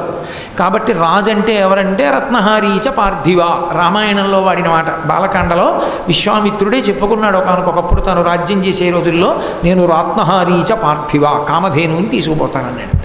కార్తవీర్యార్జునుడు ఆ మాట కూడా అనలేదు. వీళ్ళని అడిగేది ఏమిట్రా, ఈ ధేను మందే, రాజరికం నాది, ఈయన దగ్గర ఎందుకు హోమం చేసుకోవడానికి, ఎంతమందికైనా అన్నం పెట్టగలిగిన ఈ కామధేనువు నా దగ్గర ఉండాలి, తోలుకు రెండని వెళ్ళిపోయాడు. జమదగ్ని ఏం చేస్తాడు, చెయ్యాలనుకుంటే చెయ్యగలడు. కానీ బ్రాహ్మణ తేజస్సు దేనికి ఉపయోగపడాలంటే తనని తాను ఉద్ధరించుకోవడానికి, 10 మందిని రక్షించడానికే తప్ప 10 మందిని పాడు చేయడానికి వాడకూడదు. కాబట్టి జమదగ్ని శపించలేదు, సహనం పట్టాడు. ఆ కామధేనువుని ఎత్తుకుపోతున్నారు. ఎప్పుడైనా సర్వనాశనం అయిపోవడానికి గుర్తు ఏమిటంటే, ఒక దేశం నాశనం అయిపోతుంది అని కానీ, ఒక ఇల్లు పాడైపోతుంది అని కానీ గుర్తు ఏమిటంటే ప్రయత్నపూర్వకంగా గోవుని వేధించడం. అదే పనిగా పెట్టుకుని ఆవు కనబడితే కొడుతూ ఉండడం, ఆవుల్ని తోస్తూ ఉండడం, ఆవుల్ని సంహరించడం, ఆవుని బాధ పెట్టడం, ఇలాంటి పనులు చేస్తే కట్టి కుడిపేస్తుంది. అది రాజ్యమైతే రాజ్యము, ఇల్లు అయితే ఇల్లు, సర్వనాశనమై తీరుతాయి. మీరు ఎక్కడి వాంగ్మయం చూడండి అంతే. గోవు పరదేవతా స్వరూపం. గోవు జోలికి వెళ్ళకూడదు. నీకు ఓపిక ఉంది, దాని గంగడోలు నిమురు. నీకు ఓపిక ఉంది, కసిన బియ్యం పెట్టు. నీకు ఓపిక ఉంది, దాని పృష్ఠభాగం దగ్గరికి వెళ్ళి పసుపు రాసి కాస్త కుంకం వేయి. నువ్వు ఏమీ చేయలేకపోతే ఓ నమస్కారం చేయదు కనపడి. తప్ప నిష్కారణంగా గోవుని కొట్టావో, గోమోదక దోషం అంటే ఏ దోషం వేస్తారో తెలుసా? ఏ శంకరాచార్యుల వంటి మహానుభావుడు వచ్చి ఇంటి ముందు నిలబడితే భిక్ష వేయకపోగా తిట్టి పంపించిన ఫలితం వేస్తారు. అది వంశాన్ని కట్టి కుడుపుతుంది, ఏం మామూలుగా విడిచిపెట్టదు. అది కామధేనువు జోలికి వెళ్ళి ఎత్తుకుపోతున్నాడు. ఆ కామధేనువుని ఎత్తుకుపోయేటప్పుడు అది ఏడిచింది. అది పెద్ద పాపమై కూర్చుంది. ఎక్కడ పెద్ద పాపం వచ్చింది అంటే దాని ధేనువుని వదిలిపెట్టాడు. దూడని ఆశ్రమంలో వదిలేశాడు, కామధేనువుని పట్టుకుపోతున్నాడు. ఆ ఆవు ఏడుస్తూ అంది, అయ్యో నన్ను ఇలా రాజు పట్టుకుపోతున్నాడే, క్రేపుం పాపగవలదని ఆపదలన్ పడితి ననుచు అంబాయనచున్ చూపోపరుపులంచును. ఆ ఆవు పాపం ఎంత ఏడిచిందంటే అది అంది, గ్రేపం పాపకుడంచును, అయ్యో పాపం నా దూడ మోరలెత్తి అరుస్తోంది, అమ్మా అమ్మా అని కట్టుకొయ్య చుట్టూ తిరుగుతూ నన్ను తీసుకెళ్ళిపోతుంటే, అందులో దూడ నుంచి వేరు చేసి ఆవుని తీసుకెళ్తున్నప్పుడు అవి రెండూ పడేటటువంటి బాధ వర్ణనాతీతంగా ఉంటుంది. అది మూత్రం విసర్జించి పేడ వేసేసి గట్టిగా కంఠానికి తాడు ఒరుసుకుపోతున్నా సరే కాళ్ళు గిటకరించి నిలబడిపోతుంది. నిలబడిపోయినా కూడా లాగేస్తుంటే పడిపోతుంది తప్ప వెళ్ళడానికి ఇష్టపడదు. దాన్ని వెనక నుంచి డొక్కల్లోనూ కొట్టి తీసుకెళ్ళవలసి ఉంటుంది. అదో కొత్త పాపం. అది ఏడిచింది కామధేను. గ్రేపం పాపకుడంచును, నా దూడ దగ్గర నుంచి నన్ను వేరు చేయకండి అంటూ ఆపదలన్ పడితి ననుచు అంబాయ నచున్. కామధేనువుని నాకే ఇంత ఆపదొచ్చింది, ఇంత బలాత్కారంగా నన్ను ఎత్తుకుపోతున్నారని అంబా అంబా అని దూడవంక చూసి ఏడుస్తూ చూపోప నృపులంచును ఆపోవక మొదవి కొనుచు వచ్చిరిపురికిన్. ఆ ఆవు ఏడుస్తుంటే దాన్ని బలవంతంగా పలుపు పట్టుకుని ఈడ్చుకుని ఆ రాజ్యానికి మాహిష్మతీపురానికి తీసుకుపోయాడు కార్తవీర్యార్జునుడు. ఆ ఆవు ఏడుస్తూ వెళ్ళిపోయింది. పాపం ఏం చేస్తుంది? కామధేను తలుచుకుంటే పెద్ద లెక్కేం కాదు, కార్తవీర్యార్జునుడిని చంపేస్తుంది. కానీ ఈశ్వర శాసనం ఒకటి ఉంది కదూ, పరశురాముని యొక్క ఆవేశం వేరుగా మారాలి. అందుకే ధేనువు అలా వెళ్ళింది. ధేనువు వెళ్ళగానే ఇంటికి వచ్చాడు పరశురాముడు. దూడ అరుస్తోంది. తండ్రి బాధగా కూర్చున్నాడు. అడిగాడు, నాన్నగారు ఏమైందండి, మన ఇంట్లో ఉండవలసిన ఆవేది అని అడిగాడు. కార్తవీర్యార్జునుడు వచ్చాడు, రా నేను ఆతిథ్యం ఇచ్చాను, ఆతిథ్యం అంతా తీసుకుని చెప్పను కూడా చెప్పలేదురా, ఆవును తోలుకు రండని దూడను విడిచిపెట్టి ఆవుని ఎత్తుకుపోయాడు రా అన్నాడు. అంత పని చేస్తాడా నాన్నగారు, చెప్తానుండండి అని వెంటనే తన పరశువు తీసి భుజాన వేసుకుని పరిగెత్తాడు. ఆ కార్తవీర్యార్జునుడు తన సైన్యంతో వెళ్ళిపోతున్నటువంటి పట్టణం దగ్గరికి వెళ్ళాడు. ఆయన చుట్టూ అనేక మంది రాజులు ఉన్నారు. ఆయన చూశాడు, ఎరా నువ్వు ఆవుని విడిచిపెడతావా, నాతో యుద్ధం చేస్తావా అని అడిగాడు పరశురాముడు. కార్తవీర్యార్జునుడు అన్నాడు, బ్రాహ్మణుడు వెర్రివాడు, బాలుడు వెర్రి బ్రాహ్మణుడు, బ్రాహ్మణువోలెను ఉండలేక భూపాలులతోడ భూరి బల సత్వులతోడ భయంబు తక్కి కయ్యాలకు వచ్చినాడు. మన యందిక పాపము లేదు లెండు ఏల ఉపేక్షింపగని భూసురుని నేయుడు వేయుడు కూల్చుడిమ్మహిన్ అన్నాడు. బాలుడు వెర్రి బ్రాహ్మణుడు. బ్రాహ్మణుడు అంటే అంత చులకన, గర్వం ఎక్కువైపోతే ఏమవుతుంది? ఇదం క్షాత్రం ఇదం బ్రాహ్మం అని ఆఖరికి ఆయన విజృంభించిన తర్వాత తెలిసింది. ఒక్క ఆవు వల్ల పరశురామావతారం అంత క్రౌర్యానికి వెళ్ళిపోయింది. పరశురామావతారం 21 మాటలు దండయాత్ర చేసి క్షత్రియుల్ని చంపడానికి కారణం గోవు జోలికి వెళ్ళడమే. కాబట్టి ఇప్పుడు ఆ కార్తవీర్యార్జునుడు పరశురాముడిని చూసి అన్నాడు, బాలుడు వెర్రి బ్రాహ్మణుడు. బ్రాహ్మణ పిల్లాడు కదూ, వెర్రేడు, ఏమీ తెలియదు. బ్రాహ్మణుని ఓలెను ఉండలేక, బ్రాహ్మణుడు అంటే ఎవడైనా ఎత్తుకుపోయినా ఏడుస్తూ కూర్చోవాలి, పిరికాడు కాబట్టి యుద్ధాలకి రావడం ఏంటి, యుద్ధానికి వచ్చాడు కాబట్టి మన యందిక పాపము లేదు. బ్రాహ్మణుణ్ణి మనం చంపితే తప్పు, వాడే యుద్ధానికి వస్తే తప్పేమిటి, చంపి అవతల పారేయండి అన్నాడు.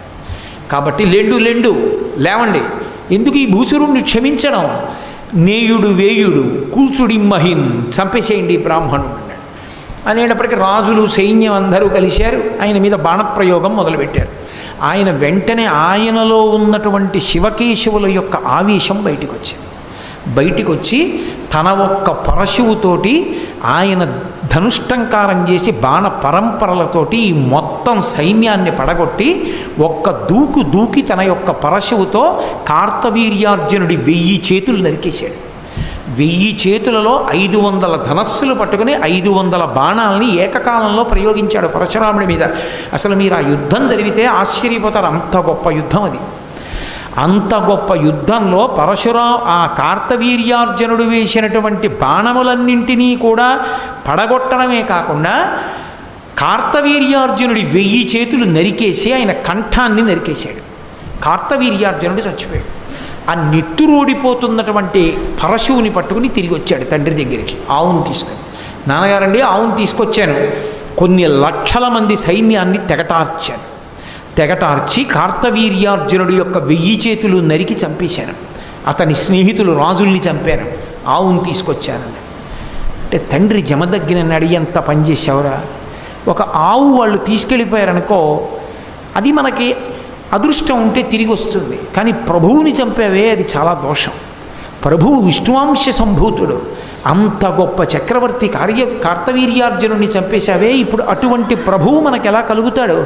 బ్రాహ్మణునికి అన్నిటికన్నా ఉండవలసిన లక్షణం క్షమ, ఓర్పు ఉండాలి. నీకు ఆ ఓర్పు లేదురా. క్షమ కలిగిన సిరి కలుగును, క్షమ కలిగిన వాణి కలుగు సౌఖ్యములెల్లన్, క్షమ కలిగిన తొన కలుగును, క్షమ కలిగిన శౌరి మెచ్చు శౌరి సదయుడు ఎప్పుడు. ఆ క్షమ ఓర్పు ఉందే బ్రాహ్మణుడికి, ఆ ఓర్పు అన్నది ఉంటే క్షమ కలిగిన సిరి కలుగును. బ్రాహ్మణుడికి ఓర్పు అన్నది ఉంటే తప్పకుండా ఐశ్వర్యం కలుగుతుంది. క్షమ కలిగిన వాణి కలుగు, ఆ ఓర్పు ఉన్న బ్రాహ్మణుడికి తప్పకుండా సరస్వతి కటాక్షం ఉంటుంది, సర్వ సౌఖ్యములు అబ్బుతాయి, అన్నీ కలుగుతాయిరా. అన్నిటినీ మించి ఇంకొకటి తెలుసా? ఏ బ్రాహ్మణుడు ఓర్పు కలిగి ఉంటాడో ఆ బ్రాహ్మణుడిని శ్రీ మహావిష్ణువు స్తోత్రం చేస్తాడు. ఆయన ఇష్టపడతాడు, వాడిని చూడండిరా అంటాడు. విష్ణువు సంతోషించి ఎవరి గురించి చెప్తాడు అంటే ఓర్పు కలిగిన బ్రాహ్మణుడి గురించి చెప్తాడు. యథార్థం. కుచేలుడు అంత దరిద్రంలో ఉన్న ఓర్పుతో కూర్చున్నాడంతే. కూర్చున్నాడు కాబట్టి కుచేలుడు వస్తే కూర్చోబెట్టి ఆయన కాళ్ళు కడిగి తన శిరస్సు మీద చల్లుకుని రుక్మిణీదేవి శిరస్సు మీద చల్లాడు. చల్లి ఒక్క పిడికెడు తిని ఇంకొక పిడికెడు పోసుకోపోతుంటే, ఒక పిడికెడు తిన్నందుకు మీరు ఏమిచ్చారో నాకు తెలిసి ఇక తినకండి అంది రుక్మిణీదేవి. మిమ్మల్ని నన్ను కూడా ఇచ్చేస్తారా బ్రాహ్మణుడికి? ఓర్పు ఉన్న బ్రాహ్మణుణ్ణి చూసి విష్ణు అంత ప్రీతి చెందుతారు. కాబట్టి నీకు ఓర్పు లేదురా. ఓర్పు ఉండకపోతే ఆవేశం ఒకటే ఉంటే ప్రమాదం కదా బ్రాహ్మణుడికి. ఇంత తప్పెందుకు చేశావు? భూమిని ఏలేటటువంటి రాజుని చంపావు కాబట్టి తత్పాప పరిహారార్థం తీర్థయాత్రలు చేసి రమ్మన్నాడు. సరేనని బయలుదేరాడు. భూమండలం అంతా తీర్థయాత్ర చేశాడు. తీర్థయాత్ర చేసి చిట్ట చివరికి మళ్ళీ తల్లిదండ్రుల దగ్గరికి వెళ్ళాడు.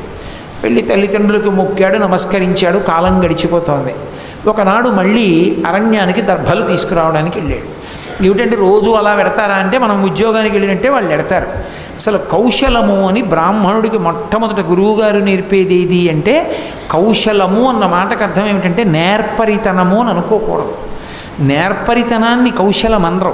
నేర్పరితనాన్ని కౌశలం అంటే దానికి అర్థం ఏమి ఉండదు. ఎందుకంటే నేర్పరితనము అన్న మాట అన్ని వేళలా అలాగే చెయ్యాలి అని ఏముండదు. అసలు నిజంగా చెప్పాలి అంటే నేర్పరితనం ఏ పరిస్థితుల్లోనూ విస్మరించకుండా చేయవలసిన వాడు దొంగ ఒక్కడే.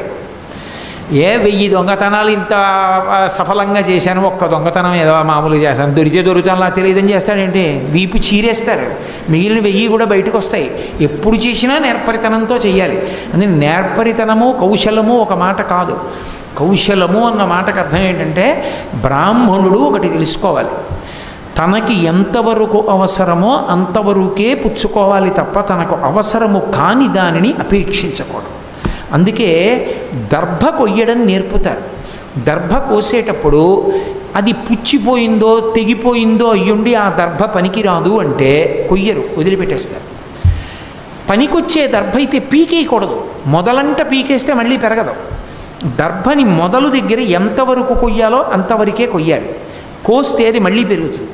పెరిగితే మళ్ళీ రేపు పొద్దున్న ఏమైనా కార్యం చేయడానికి దర్భలు ఉంటాయి. అందుకని దర్భని ఎలా కొయ్యాలో ఎంతవరకు అవసరమో అంతవరకు మాత్రమే కోసేటటువంటి విద్య గురువుగారు మొదట తన శిష్యుడికి నేర్పితే వాడు జీవిత పర్యంతము ఎంతవరకు సమాజంలోంచి భోగాన్ని తాను తీసుకోవాలో అంతవరకే తీసుకుంటాడు తప్ప అంతకన్నా ఎక్కువ వాడుకోడు.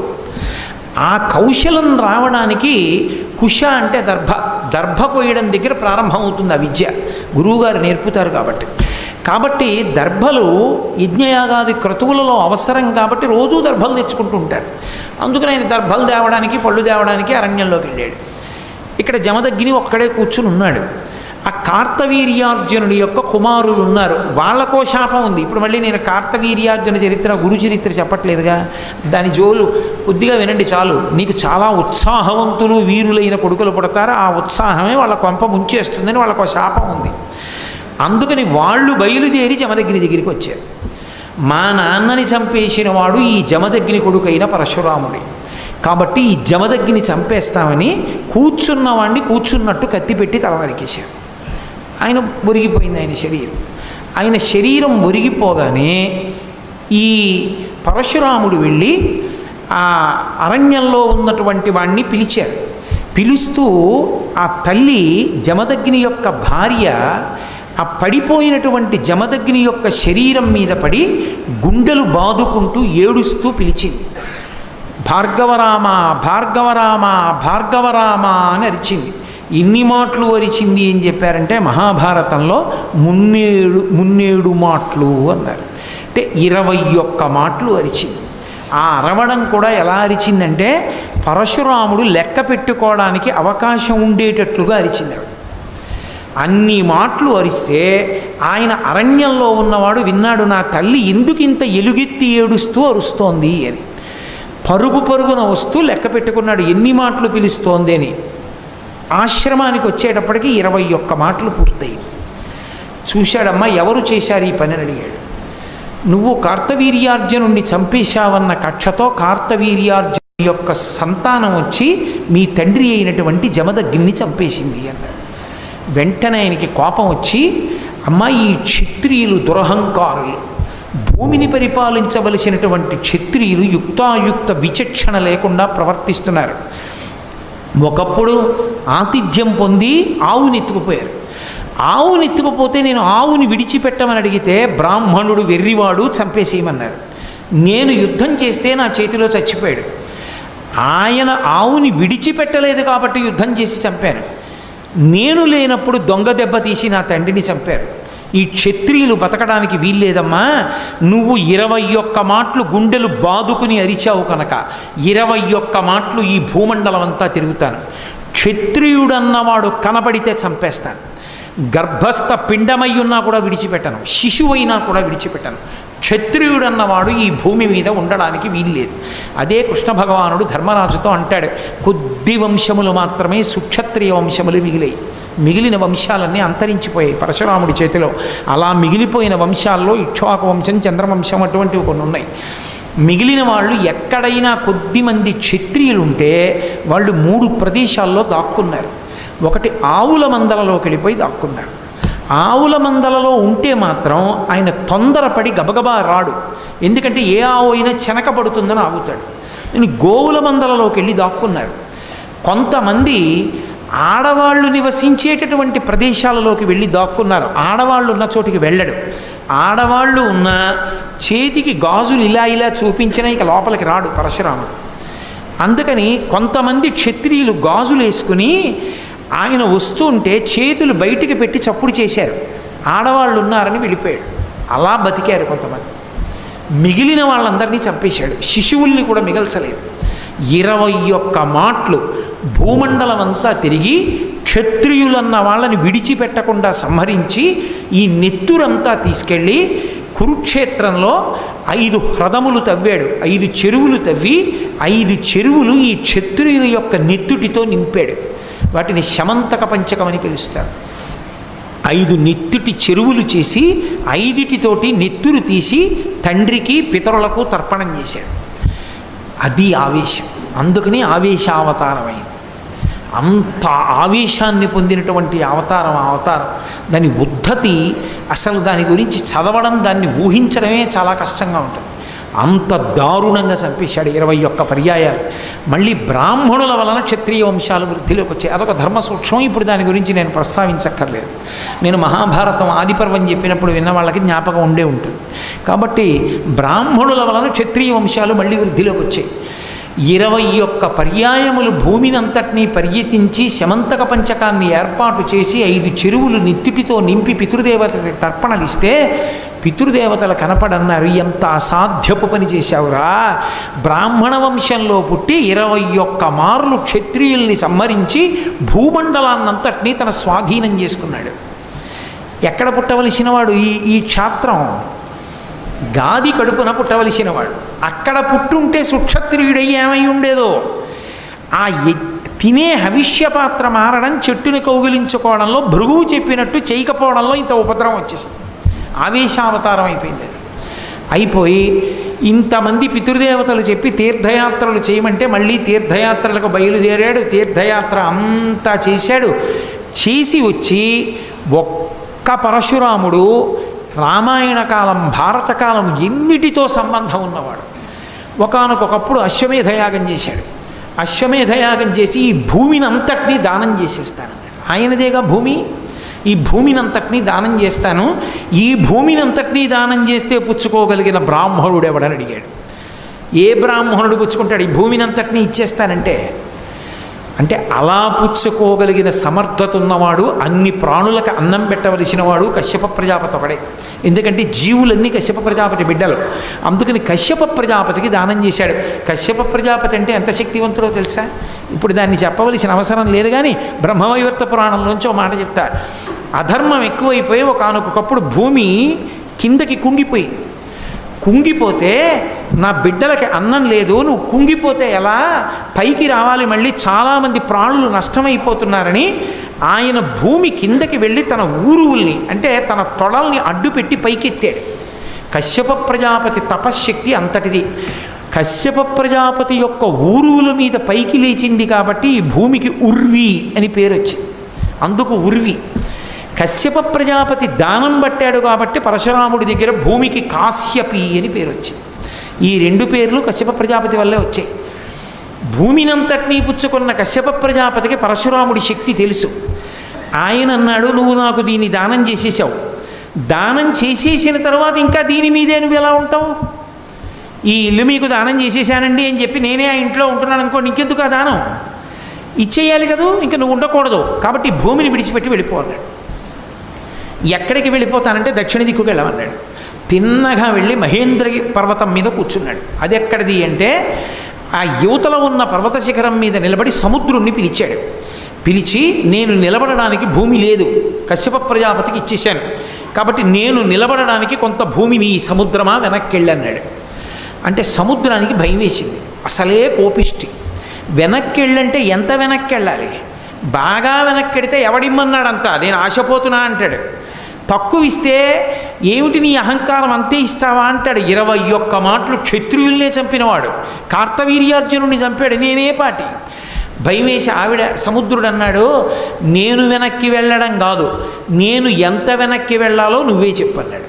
ఎంతవరకని ఇలా ఎలా చెప్పనన్నాడు. నీ పరశువు విసురు, అది సముద్రంలో ఎక్కడ పడుతుందో అక్కడ వరకు వెనక్కి వెళ్ళిపోతానన్నాడు. గిరగిర తిప్పి విసిరాడు. విసిరితే ఆ పరశువు సముద్రంలో పశ్చిమ దిక్కుకి ఎంత దూరం పడిందో సముద్రం అంత వెనక్కి వెళ్ళింది. అందుకే ఇప్పుడు ఉడిపి మొదలైనటువంటి క్షేత్రాలు ఉన్న ప్రదేశం అంతా యథార్థమైన భూమి కాదు, సముద్రం పరశురాముడికి చోటిస్తే వచ్చిన భూమి. అందుకే ఆ క్షేత్రాలన్నిటినీ కలిపి ఒక పేరుతో పిలుస్తారు, పరశురామ క్షేత్రాలంటారు. అప్పుడు ఎవ్వరూ ఆ ప్రదేశానికి వెళ్ళలేదు, అనుష్ఠానం లేదు, బ్రాహ్మణులు లేరు. అప్పుడు ఆయన ఏం చేశాడంటే ఆంధ్రదేశం, కర్ణాటక, ద్రవిడ దేశం నుంచి కొన్ని బ్రాహ్మణ కుటుంబాలని తీసుకెళ్ళాడు. వీళ్ళు మళ్ళీ వెనక్కి వెళ్ళిపోతారేమోనని, వెనక్కి వెళ్ళిపోతే ఇదేమిట్రా విచిత్రంగా ఉన్నామని చెప్పి వీళ్ళని వాళ్ళు వెనక్కి రాకుండా ఉండడం కోసమని సంప్రదాయం మార్చాడు పరశురాముడు. అందుకే ఆంధ్ర, కర్ణాటక, ద్రవిడ దేశాల్లో శిఖ వెనక్కి ఉంటుంది, ఇక్కడ పెట్టుకుంటారు పిలక. ఒక్క కేరళ రాష్ట్రంలో మాత్రం మధ్యశిఖా సంప్రదాయం, ఇక్కడ శిఖ ఉంటుంది. ఇక్కడ శిఖ పెట్టుకుంటారు. అందుకే శంకరాచార్యుల వారి తండ్రి గారికి శిఖ ఇక్కడ ఉంటుంది, మధ్యశిఖ. ఇప్పటికీ మీరు కేరళలో నంబూద్రి బ్రాహ్మణుల్ని చూస్తే ఇక్కడ శిఖ ఉంటుంది. మధ్యశిఖా సంప్రదాయం పరశురాముడు ప్రవేశపెట్టింది. మళ్ళీ వాళ్ళు తిరిగి వస్తే ఇదేమిట్రా పిల్లకి ఇక్కడ పెట్టుకున్నావు నువ్వు అంటారు. ఇంకా వెళ్లకుండా ఉంచడానికి అలా సంప్రదాయం మార్చాడు. అక్కడ వ్యవస్థనంతటినీ పెంచి పెద్ద చేశాడు. అక్కడే శంకరాచార్యుల వారు అవతార స్వీకారం చేశారు. అటువంటి పరశురాముడు ఆ మహేంద్ర పర్వతం మీద కూర్చుని తపస్సు చేయడం మొదలెట్టాడు. ఆయన ఈ తపస్సు చేయడానికి పూర్వమే పులితెరువుకొస్తున్నటువంటి ఒక బ్రాహ్మణ పిల్లవాడిని రక్షించాడు. ఆ రక్షింపబడినటువంటి పిల్లవాడే పరశురాముడికి గొప్ప చెలికాడు, శిష్యుడు అయ్యాడు. ఆయనకి అకృతవరుణుడు అని పేరు. అకృతవరుణుడు పేర్లే చాలా ఆశ్చర్యంగా ఉంటాయి. చేయబడని గాయములున్నవాడు అని అకృతవరుణుడు అంటే ఒంటి మీద దెబ్బలేనివాడు అని. ఆ అకృతవరుణుడు ఇప్పటికీ ఈ రోజుకి కూడా మహేంద్ర పర్వతం మీద పరశురాముణ్ణి ఆరాధన చేస్తే ప్రతి చతుర్దశి తిథి నాడు ఆయన దగ్గరికి వస్తాట. ఆయన ధర్మరాజు గారు ఆ చతుర్దశి తిథి నాడే పరశురాముణ్ణి దర్శనం చేశాడు. కశ్యప ప్రజాపతికి భూమిని దానం చేసి తన దగ్గర ఉన్నవన్నీ దానం చేసేసాడు. దానం చేసినప్పుడే ద్రోణాచార్యుల వారికి తెలిసింది. అప్పటికి ద్రోణాచార్యుల వారు కటిక దరిద్రంలో ఉన్నారు. ఇంత దరిద్రంలో ఉన్నాను, మహానుభావుడు పరశురాముడు అందరికీ అన్నీ దానం చేస్తున్నట్ట, నేను వెళ్ళి ఏదైనా దానం అడుగుతానని పరశురాముడి దగ్గరికి వచ్చాడు. అయ్యా మీరు అన్ని దానాలు చేస్తున్నారట, పేద బ్రాహ్మణుణ్ణి నాకు ఏమైనా ఇవ్వండి అన్నాడు. అంటే పరశురాముడు అన్నాడు, అందరికీ అన్నీ ఇచ్చేశాను, నా దగ్గర ఏం లేవు, రెండే ఉన్నాయి. ఒకటి నా శరీరం ఉంది, రెండు నా దగ్గర ధనుర్విద్య ఉంది, ధనుర్వేదం. రెండిటిలో ఏది కావాలో కోరుకో ఇచ్చేస్తానన్నాడు. అంటే మీ శరీరాన్ని తీసుకుని నేనేం చేస్తానో మీ దగ్గర ఉన్న ధనుర్వేదాన్ని నాకు ఇమ్మన్నాడు. అంటే ద్రోణాచార్యుల వారికి ధనుర్వేదాన్నంతటినీ పరశురాముల వారే ఇచ్చారు. అందువలనే ద్రోణాచార్యుల వారు అంత గొప్ప ఆచార్యుడై ఆ రోజుల్లో ప్రపంచ దేశాల అన్నిటి నుంచి కూడా విలువిద్య నేర్చుకోవాలంటే ద్రోణాచార్యుల వారి దగ్గరికే వచ్చేవారు.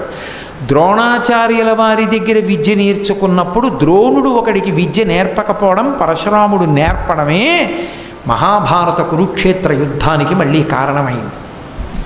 ఎక్కడ కారణమైందంటే ద్రోణాచార్యుల వారు అందరికీ అస్త్రాలను నేర్పుతున్నప్పుడు కర్ణుడు ద్రోణాచార్యుల వారి దగ్గరికి ఏకాంతంలో ఉన్నప్పుడు వెళ్ళాడు గురువుగారి దగ్గరికి. వెళ్ళి గురువర్యా నేను మీతో ఒక రహస్యం మాట్లాడాలన్నాడు. ఏం కావాలరా అని అడిగాడు. నాకు బ్రహ్మాస్త్రం కావాలి అన్నాడు. దేనికి నీకు బ్రహ్మాస్త్రం అని అడిగాడు. అర్జునుడిని చంపాలనుకుంటున్నాను అన్నాడు. అర్జునుడు ధర్మపక్షం, కర్ణుడు ధర్మపక్షం కాదు. ఎందుచేత అంటే కర్ణుడు పుట్టుక చేత సుగుణాభిశోభితుడు, గొప్ప గుణములున్నవాడు. పుట్టుక చేత ఆయనకున్న విభవం మహాభారతంలో ఎవరికీ లేదు. సహజ కవచ కుండలములున్నవాడు, సూర్యపుత్రుడు, కుంతీదేవి కుమారుడు. కానీ సంగము వలన ఆయనకు వచ్చినన్ని దుర్గుణాలు ఎవరికీ రాలేదు. అన్ని దుర్గుణాలు వచ్చాయి. అందులో రెండు ప్రధానమైన దుర్గుణాలు ఏమిటంటే కర్ణుడికి వాచాలత్వం, నోటికొచ్చినట్టు మాట్లాడతాడు. సభాపర్వంలో అంత ప్రమాదం మహాభారతంలో ఏర్పడడానికి కర్ణుడు మాట్లాడిన మాటలే కారణం. దుర్యోధనుడు తొడ చూపించి ద్రౌపదీదేవిని వచ్చి కూర్చోమ్మనడానికి కారణం కర్ణుడు మాట్లాడిన మాటలే. 5గురుండి నిన్ను రక్షించుకోలేకపోయారు, 6వ భర్తని చూసుకోని దుర్యోధనుడిని చూపించాడు. కర్ణుడి మాటలు విని దుర్యోధనుడు తొడ కొట్టి ఆ ద్రౌపదీదేవిని వచ్చి కూర్చోమన్నాడు. ఎక్కడైనా సరే సభ జరుగుతూ ఉండగా పురుషుడు తన తొడ మీద చప్పుడు చేయకూడదు, ఒక్క సంగీత విద్వాంసుడైతే తప్ప. కచేరీ జరుగుతుంటే తాళం కోసం తొడ మీద చప్పుడు చేయొచ్చు తప్ప, సభ జరుగుతూ ఉండగా ఆడవాళ్ళు మగవాళ్ళు ఉన్న తొడ చరిచాడు అంటే వాడు అధమాధముడని గుర్తు, వాడికి సంస్కారం లేదని గుర్తు. తొడ చరచకూడదు. తొడ మీద పురుషుడు చెయ్యి వేసిన చప్పుడు ఒక్క భార్యకి తప్ప ఏ స్త్రీకి వినపడకూడదు. ధర్మశాస్త్రంలో అంత నిషిద్ధం. అంత పెద్ద సభలో నిండు పేరోలగంలో ద్రౌపదీదేవి వంక చూస్తూ తొడ చరిచాడు కాబట్టే ఆ ధర్మానికే కురుక్షేత్రంలో ఆయన తొడలు విరిగిపోయి పడిపోయాడు. అదే కారణమైంది, మహాపతివ్రతను అలా పిలవడమే కారణమైంది. కాబట్టి అటువంటి కర్ణుడు వాచాలత్వానికి ప్రసిద్ధి. 2, యుద్ధానికి పురిగొల్పి తాను ముందు యుద్ధానికి వెళ్ళి అందరికన్నా ముందు పారిపోవడానికి ఆయనే ప్రసిద్ధి. అందరికన్నా ముందు ఆయనే పారిపోతుంటాడు యుద్ధంలో. ఇది దుర్యోధనుడి కొంప ముంచేసింది. పాండవ కౌరవుల మధ్య విపరీతమైనటువంటి పగలు పెరగడానికి కారణమైంది. ఇటువంటి కర్ణుడు ద్రోణాచార్యుల వారి దగ్గరికి వెళ్ళి బ్రహ్మాస్త్రం అడిగాడు. నేను ఇవ్వనన్నాడు. ఎందుకు ఇవ్వవని అడిగాడు. 2 కారణముల చేత ఇవ్వను. సరి అయిన చారిత్రమున్న బ్రాహ్మణుడికి ఇస్తాను, తపస్వి అయిన క్షత్రియుడికి ఇస్తానన్నాడు. తపస్వి అంటే తనని తాను నిగ్రహించుకొని ఎంతో అవసరమైతే తప్ప వెయ్యనటువంటి వాడు, సదాచార సంపన్నుడు, నియమనిష్టలున్న క్షత్రియుడికైతేనే ఇస్తా బ్రహ్మాస్త్రం. 2, మంచి చరిత్ర అంటే చాలా గొప్ప నడవడి కలిగినటువంటి బ్రాహ్మణుడికి ఇస్తాను. ఈ ఇద్దరికీ తప్ప 3వ వాడికి ఇవ్వను. ఈ 2టికి నువ్వు చెందవు, నువ్వు సూతుడివి, నీకు ఇవ్వను అన్నాడు. కడుపులో కక్ష పట్టుకుంది. అయితే ఇక్కడ మీరు ఒక అనుమానం రావచ్చు, ద్రోణాచార్యుల వారు కర్ణుడికి చెప్పలేదు కదండి, ద్రోణాచార్యుల వారు చెప్పుంటే ఎలా ఉండేది అని ఒక ప్రశ్న వేయచ్చు. ద్రోణాచార్యుల వారిది సంకుచిత బుద్ధి కాదు, మహానుభావుడు ద్రోణుడు. నేను ఎందుకు ఈ మాట అంటున్నానో తెలుసా? లోకంలో ఎవరికైనా ధనుర్వేదం నేర్పుతారు, కానీ తనని చంపడానికే పుట్టాడు అవతలవాడని తెలిసి కూడా వాడికి ధనుర్వేదం నేర్పిన ఏకైక గురువు ద్రోణాచార్యుడు. లోకంలో ఎక్కడ ఉండరు. ద్రుపదుడు మహాదోషం చేశాడు ద్రోణుడి పట్ల. అంత దోషం చేస్తే ద్రోణుడు క్షమించాడు. నిజానికి అంత క్షమించినటువంటి ద్రోణాచార్యుల వారి మీద పగపట్టి యజ్ఞం చేశాడు. ద్రోణుణ్ణి చంపే కొడుకు నాకు కావాలని. ఆ యజ్ఞంలోంచి పుట్టాడు దృష్టజ్యుమ్నుడు. ద్రౌపదీదేవి ఆ యజ్ఞంలోంచే వచ్చారు. ఆ దృష్టజ్యుమ్నుడు తనని చంపడానికే యజ్ఞంలోంచి పుట్టాడన్న విషయం ద్రోణాచార్యుల వారికి స్పష్టంగా తెలుసు. తెలిసి కూడా అయ్యా మీరు నాకు విలువిద్య నేర్పండి అని వచ్చి కాళ్ళు పట్టుకుంటే తన గురుస్థానంలో ఎక్కడ అరమరికలు ఉండకూడదని దృష్టజ్యుమ్నుడికి విలువిద్య నేర్పిన మహాపురుషుడు ద్రోణాచార్యుడు. అటువంటి వాడు కర్ణుడికి బ్రహ్మాస్త్రం ఎందుకు నేర్పడు? తగిన కారణం ఉంది కాబట్టే నేర్పలేదు. నేను సూతుడును కాబట్టి, సుక్షత్రియుడను కాను కాబట్టి, చారిత్రమున్న బ్రాహ్మణుణ్ణి కాను కాబట్టి నాకు బ్రహ్మాస్త్రం ఇవ్వలేదు. ఈ బ్రహ్మాస్త్రాన్ని పరశురాముడి దగ్గర ద్రోణుడు నేర్చుకున్నాడు. ఆ పరశురాముడు చిరంజీవి, ఇప్పటికీ మహేంద్ర పర్వతం మీద ఉన్నాడు. ఆ పరశురాముడి దగ్గర నేర్చుకుంటాను. ఈ గురువుకి తెలియకుండా ఆ గురువు దగ్గర సంపాదిస్తాను. అయితే ఈ గురువు వేసిన ప్రశ్నే ఆ గురువు వేయడని నమ్మకం ఏంటి? అందుకని తిన్నగా పరశురాముడి దగ్గరికి వెళ్ళి, ఎవరు నువ్వని అడిగాడు పరశురాముడు. నేను భృగువంశ సంజాతుడైన బ్రాహ్మణుణ్ణని చెప్పాడు. భృగువంశ సంజాతుడైన బ్రాహ్మణుణ్ణి అంటే నమ్మాడు పరశురాముడు. నమ్మి భార్గవాస్త్రాన్ని కూడా ఇచ్చాడు. భార్గవాస్త్రాన్ని బ్రహ్మాస్త్రాన్ని కూడా ఉపదేశం చేసేసాడు. ఉపదేశం అయిపోయిన తర్వాత ఓ రోజున గురు శిష్యులిద్దరూ అరణ్యంలో తిరుగుతున్నారు. శిష్యుడు అంటే కడుపున పుట్టిన కొడుకుతో సమానం. అందుకే గురువుగారు అలిసిపోయి ఉంటే ఆ కింద కూర్చున్నాడు కర్ణుడు. ఒరేయ్ నీ తొడ మీద తల పెట్టుకుని కాసేపు పడుకుంటాను రా అన్నాడు పరశురాముడు. సరే పడుకోమన్నాడు.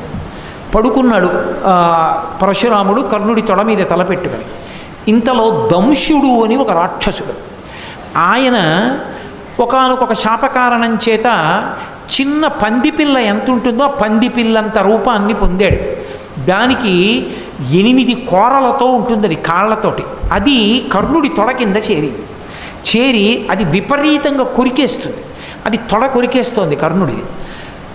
తన తొడ కదిపితే గురువుగారికి నిద్రాభంగం అవుతుంది, నిద్రాభంగం అయితే దోషం అవుతుంది, దోషం అయితే గురువుగారికి కోపం వస్తుందేమోనని కర్ణుడు కదపలేదు తొడ.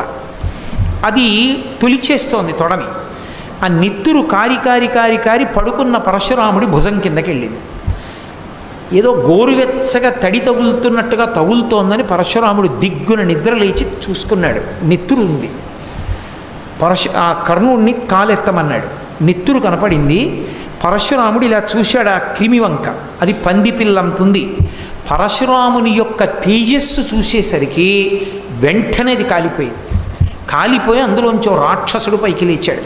అయ్యా నా పేరు దంశుడు, నేను ఒకప్పుడు ఒక మహర్షి బలవంతంగా అపహరించే ప్రయత్నం చేస్తే నాకు ఆ మహర్షి శాపకారణంగా ఈ రూపం కలిగిందని శరీరం విడిచిపెట్టాడు. అప్పుడు పరశురాముడు తేరిపారి చూశాడు కర్ణుడి వంక. ఏమిరా నువ్వు బ్రాహ్మణుడవైతే ఇంత ఓర్పు ఉండదు, శరీరానికి బాధ కలిగితే బ్రాహ్మణుడు ఓర్చలేడు, దెబ్బ తగిలితే తట్టుకోడు, క్షత్రియుడైతేనే తట్టుకుంటాడు. నువ్వు క్షత్రియుడవా, బ్రాహ్మణుడివి మాత్రం కాదు, నువ్వు అబద్ధం చెప్పావు, నిజం చెప్పు, నువ్వెవరని అడిగాడు. అడిగితే నేను సూతుడను అని చెప్పాడు కర్ణుడు. వెంటనే పరశురాముడు అన్నాడు, నువ్వు నా దగ్గర అబద్ధం చెప్పి అస్త్రాల్ని పొందావు కనుక ఆపత్కాలమునందు నీకు ఈ అస్త్రములు స్ఫురించకుండుగాక అన్నాడు. అందుకే కర్ణుడికి మరణ సమయంలో బ్రహ్మాస్త్రం కానీ భార్గవాస్త్రం కానీ జ్ఞాపకానికి రాలేదు. పరశురాముడి దగ్గర బ్రహ్మాస్త్రం నేర్చుకున్నాడు, భార్గవాస్త్రం ఉపదేశం పొందాడు, ప్రయోగ ఉపసంహారాలు తెలుసు. కానీ తిరిగి వచ్చిన తర్వాత దుర్యోధనుడు అడిగాడు, పరశురాముడి దగ్గర అస్త్రాలు నేర్చుకున్నావా, ఏమైంది నీ ప్రయత్నం అని అడిగాడు. నేర్చుకున్నాను కానీ పరశురాముడు నన్ను శపించాడన్న విషయం దుర్యోధనుడికి కర్ణుడు చెప్పలేదు. చెప్పకుండా నేను వెళ్ళిన ప్రయత్నం పూర్తయింది, పరశురాముడి దగ్గర అస్త్రాలని ఉపదేశం పొందాను అన్నాడు. దుర్యోధనుడు కర్ణుడిని నమ్ముకున్నాడు. బ్రహ్మాస్త్రం తెలుసు, భార్గవాస్త్రం తెలుసు, కాబట్టి కర్ణుణ్ణి నమ్ముకుంటే నన్ను రక్షించి తీరుతాడనుకున్నాడు. కాబట్టి కురుక్షేత్ర సంగ్రామం జరిగి అధర్మాత్ములు మడిసిపోవడానికి కారణం పరశురాముడు కూడా అయ్యాడు. పరశురాముడు కర్ణుడికి ఉపదేశం చేసి ఉండకపోతే, దుర్యోధనుడికి ఆ మాట చెప్పకపోతే మహాభారతం ఎటు తిరిగేది అన్న విషయం కొంచెం ఆలోచించవలసినటువంటి విశేషం. దుర్యోధనుడి మూర్ఖత్వం అనుకోండి, కానీ ఇంత అతిశయం ఉండేదా అంటే చెప్పడం కష్టం.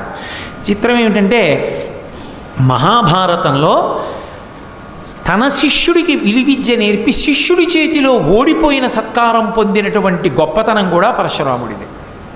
ఎందుకంటే ఒక గురువుకి చాలా గొప్ప సత్కారం ఏమిటో తెలుసా? గురువుకి సత్కారం ఉండదు. నిజానికి సన్మానం పుచ్చుకున్నవాడు గురువు కాలేడు. ఎందుచేత అంటే సన్మానము బంధనహేతు, అహంకారహేతు, గర్వహేతు. అది మనిషిలో లేనిపోని గర్వాన్ని పెంచుతుంది. కాబట్టి సన్మానం స్వీకరించరు. పూర్వం దక్షిణ దేశంలో జంబుకేశ్వరంలో ఉండేటటువంటి బ్రాహ్మణులు రాజుల దగ్గరికి వెళ్ళేవారు కాదు. ఏమి కానివ్వండి, వాళ్ళ కుటుంబాలని వాళ్ళు దేవాలయాన్ని నమ్ముకునే పోషించుకునేవారు. ఒకానొకప్పుడు మహారాజు అత్యవసరమై వాళ్ళని రమ్మని పిలిచాడు అంతఃపురానికి. వాళ్ళు మేము రామని కబురు చేశారు. వీళ్ళు ఎప్పుడూ ఎవరి దగ్గరికి రారు, వీళ్ళని ఎలా పాడు చెయ్యాలని అడిగాడు మంత్రిని. అడిగితే మంత్రి అన్నాడు, మహారాజా, బ్రాహ్మణుల్ని పాడు చేసేయాలంటే ఒక్క అస్త్రం ఉంది. వాళ్ళని మీరు రమ్మని పిలవకండి, వెళ్ళి సన్మానం చెయ్యండి గుడికి, వాళ్ళు పాడైపోతారు అన్నాడు. గుడికి వెళ్ళి సన్మానం చేశాడు. ఒక్కసారి సన్మాన పత్రం చదువుకున్నారు, ఆ తర్వాత ఇప్పుడు ఎడుతున్నారు. కాబట్టి బ్రాహ్మణుణ్ణి పాడు చేయడానికి బ్రహ్మాస్త్రం ఎక్కడుంటుంది అంటే సన్మానమే. ఒక్క సన్మానం చేసేసారనుకోండి చాలు, వాడికి ఎంత అహంకారమైనా వచ్చేస్తుంది. పరిశీలించుకునే మహానుభావుల గురించి నేను మాట్లాడటం లేదు. కాబట్టి కానీ మరి గురువు జీవితంలో సత్కారం ఏమిటి అంటే, ఒక్క గురువుకే ఒక అపురూప సత్కారం ఉంటుంది. అది ఎవరు చేస్తారంటే శిష్యుడు చేస్తాడు. ఏమిటి ఆ సత్కారం అంటే, గురువు గారిని ఓడించడం. పుత్రాదిచ్చేత్ పరాజయం, కొడుకు చేతిలో ఓడిపోవడం. ఎవరు కొడుకు? శిష్యుడే కొడుకు. తన దగ్గర నేర్చుకున్న శిష్యుడు మహావిద్వాంసుడై గురువు గారినే ఓడించాడు అనుకోండి, అంటే వాదన చేసి అని కాదు నా ఉద్దేశం, గురువు కన్నా గొప్పగా చెప్పగలిగాడు అనుకోండి ఏదైనా విషయాన్ని, అబ్బా ఎంత విద్వాంసుడవయ్యావురా, ఎంత గొప్పవాడివయ్యావురా, నాకన్నా బాగా చెప్పావని గురువుగారు లేచొచ్చి కౌగిలించుకొని ఆనంద భాష్పాలతో తడిపేసి బతికున్నన్నాళ్ళు చెప్పుకుంటాట, నా శిష్యుడి చేతిలో ఓడిపోయానంటే. పుత్రాదిచ్చేత్ పరాజయం. ఈ ఆనందాన్ని పొందిన వాళ్ళల్లో పెద్ద గురువు గారు పరమశివుడు. పరమశివుడు ఈశాన సర్వ విద్యానాం ఈశ్వర సర్వభూతానాం బ్రహ్మాధిపతి బ్రహ్మణోధిపతి బ్రహ్మా శివో మే అస్తు సదా శివోం అని. ఆయన ఈశ్వర సర్వ విద్యానాం, ఆయనకి తెలియనిదేం లేదు. అటువంటి వాడు ఒకసారి తన కొడుకైన సుబ్రహ్మణ్యుణ్ణి ప్రణవం గురించి చెప్పమని అడిగాడు. అంటే కొడుకు అన్నాడు, చెప్తాను కానీ నాన్నగారండి, నేను చెప్పడం మీరు వినడం అంటే ఓ మర్యాద ఉంటుంది.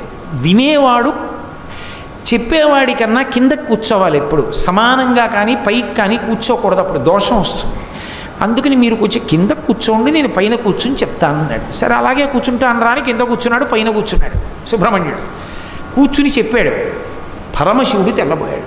ప్రణవానికి అర్థం నేను కూడా ఎప్పుడు ఇలా చెప్పలేదురా, ఎన్ని విషయాలు చెప్పావురా అని పుత్రాదిచ్చేత్ పరాజయం, కొడుకు చేతిలో ఓడిపోయారని అది పెద్ద సత్కారం కింద ప్రకటించుకున్నాడు. అలా అటువంటి సత్కారాన్ని పొందినటువంటి వాడు 21 మాటలు క్షత్రియులందరినీ ఓడించిన తన శిష్యుడి చేతిలోనే ఓడిపోయాడు ఒక చోట. ఎవరైనా? గాంగేయుడు. మహానుభావుడు, ప్రతస్మరణీయుడు భీష్మాచార్యుల వారు.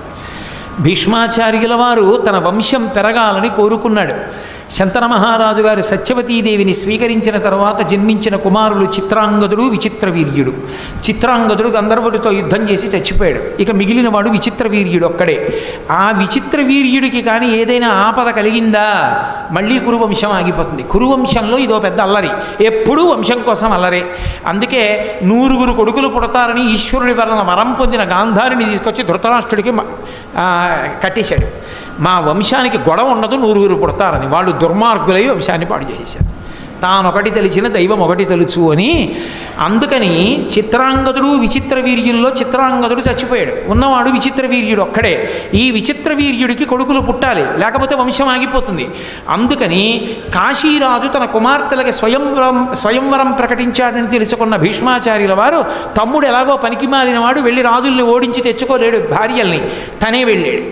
వెళ్ళి ఆ స్వయంవరానికి వచ్చిన రాజులందరినీ ఓడించి అంబిక, అంబాలికల్ని రథం ఎక్కించి హస్తినాపురానికి తీసుకెళ్ళి పెళ్లి కూతుళ్ళగా కూర్చోబెట్టి పెళ్లి చేసుకోమన్నాడు తమ్ముడిని. అంటే విచిత్రవీర్యుడి వంక చూసి అందులో అంబంది, ఇతపూర్వమే నా మనసు సాల్వదేశ ప్రభువుకి ఇచ్చాను, కాబట్టి మేము ఒండురలం వివాహం చేసుకుందాం అనుకున్నాం. అంటే ఆయన అన్నాడు, ఇది ధర్మాతిక్రమణం, మనసు ఒక చోట మనువు ఒక చోట కుదరదు. ఆడదాని మనస్సు వివాహపూర్వం అలా ఇంకొక పురుషుడి యందు ప్రవేశించకూడదు. నువ్వు సాల్వప్రభువుని వివాహం చేసుకుంటానన్నావు, ఆయన నిన్ను వివాహం అన్నాడని అంటున్నావు. ఇది తెలియక మీ తండ్రి నీకు స్వయంవరం ప్రకటించాడు. నిన్ను సకల లాంఛనాలతో సాల్వరాజు దగ్గరికి పంపించేస్తున్నాను, వెళ్ళిపోమ్మని పంపించేశాడు. రథం ఇచ్చి పంపిస్తే తీళా సాల్వభూపతి దగ్గరికి వెడితే ఆయన అన్నాడు, నన్ను ఓడించి భీష్ముడు ఎత్తుకుపోయాడు నిన్ను. కాశీరాజు మీ నాన్న స్వయంవరం ప్రకటించినప్పుడు నువ్వు భీష్ముడి సొత్తు, భీష్ముడు ఏం చేసుకుంటాడు, తమ్ముడికి ఇచ్చి చేస్తాడు, లేకపోతే భీష్ముడు చేసుకుంటాడు. భీష్ముడు ఎత్తుకుపోయి భీష్ముడి చేతిలో ఓడిపోయినటువంటి నేను ఇక నిన్ను పెళ్లి చేసుకోనన్నాడు. ఆవిడ మళ్ళీ వెనక్కి వెళ్ళింది. అక్కడేమో సాల్వుడు పెళ్లి చేసుకోనంటున్నాడు, నా జీవితం ఉత్తినే పోయింది, కాబట్టి నాకు నీ తమ్ముడినిచ్చి పెళ్లి చెయ్యండి. నా తమ్ముడినిచ్చి పెళ్లి చెయ్యను, అధర్మం. నీ మనసు వేరొక చోట ఉంది, నా తమ్ముడికి ఎందుకు ఇస్తాను ఇవ్వనన్నాడు. అయితే ఎత్తుకొచ్చిన నువ్వే చేసుకోండి, నాకు ప్రతిజ్ఞ ఉంది, ఆజన్మ బ్రహ్మచర్యం, నేను అసలు చేసుకోనన్నాడు. మరి నా జన్మ ఏమైపోవాలంది, నీ కర్మ అన్నాడు. వివాహపూర్వం పరపురుషుణ్ణి మనసులో ఎందుకు పెట్టుకోవాలనుకున్నావు, పోవతలకన్నాడు. ఇది భారతీయ సంస్కృతి. అంటే ఇప్పుడు అంబకి కక్ష పట్టుకుంది భీష్ముడి మీద, నా జీవితం పాడు చేసిన వాడు భీష్ముడే అని కక్ష పట్టి పరశురాముడు ఉన్న చోటికి తన మాతామహుడు అంటే తన తండ్రి గారిని తీసుకుని వెళ్ళింది. వెడితే ఆయనకి పరశురాముడితో అనుబంధం ఉంది. పరశురాముడు చూశాడు, అమ్మా నీ తాత ఎటువంటి వాడో నేను అటువంటి వాడిని, చెప్పమ్మా నీకే కష్టం వచ్చిందన్నాడు. మీ శిష్యుడు భీష్మాచార్యుల వారు ఇంత పనిచేశారు, నన్ను మా నాన్నగారు స్వయంవరం ప్రకటిస్తే బలవంతంగా రాజుల్ని ఓడించి తీసుకుపోయాడు, నన్ను ప్రేమించినటువంటి సాల్వభూపతిని కూడా ఓడించాడు. దానివల్ల ఇటు సాల్వుడు చేసుకోలేదు, అటు విచిత్రవీర్యుడు చేసుకోలేదు, భీష్ముడు చేసుకోలేదు, నా బ్రతుకు ఏమిటండి. విచిత్రవీర్యుడు పెళ్లి చేసుకుంటే నీకు సమ్మతమేనా అన్నాడు. సమ్మతమే. అయితే నీ సమస్యకి పరిష్కారం నేను చూపిస్తాను, నా శిష్యుడు నా మాట కాదన్నాడు. కాదన్నాడో వాడి కుత్తుక కోసేస్తాను, నాతో నిలబడలేడు యుద్ధంలో, కాబట్టి బయలుదేరి నాతో అన్నాడు. గబగబా బయలుదేరాడు. హస్తినాపురానికి వచ్చి భీష్ముడికి కబురు చేశాడు, గురువుగారు వచ్చారు రమ్మంటున్నారని. గబగబా పుష్పపాత్రలు, అర్ఘ్యపాత్రలు అన్నీ పట్టుకున్నాడు. గురువుగారి దగ్గరికి వెళ్ళాడు, గురువుగారి పాదాలు కడిగాడు, అర్ఘ్యం ఇచ్చాడు, పూజ చేశాడు, అన్నీ చేశాడు. గురువే. పరమ సంతోషాన్ని పొందాడు శిష్యుణ్ణి చూసి. లేచాడు, భీష్ముడిని కౌగలించుకున్నాడు, ఆశీర్వచనం చేశాడు. కూర్చోబెట్టి, నాయనా తప్పురా, ఈ పిల్లని తీసుకొచ్చావుట, తమ్ముడికి ఇచ్చి పెళ్లి చెయ్యి అన్నాడు. అయ్యా మీరు గురువుగారే కావచ్చు కానీ ధర్మం చెప్పాలి కానీ అధర్మం చెప్పకూడదు కదా, ఈమె మనస్సు సాల్వుడి దగ్గర ఉందని ఈమెయే చెప్పింది.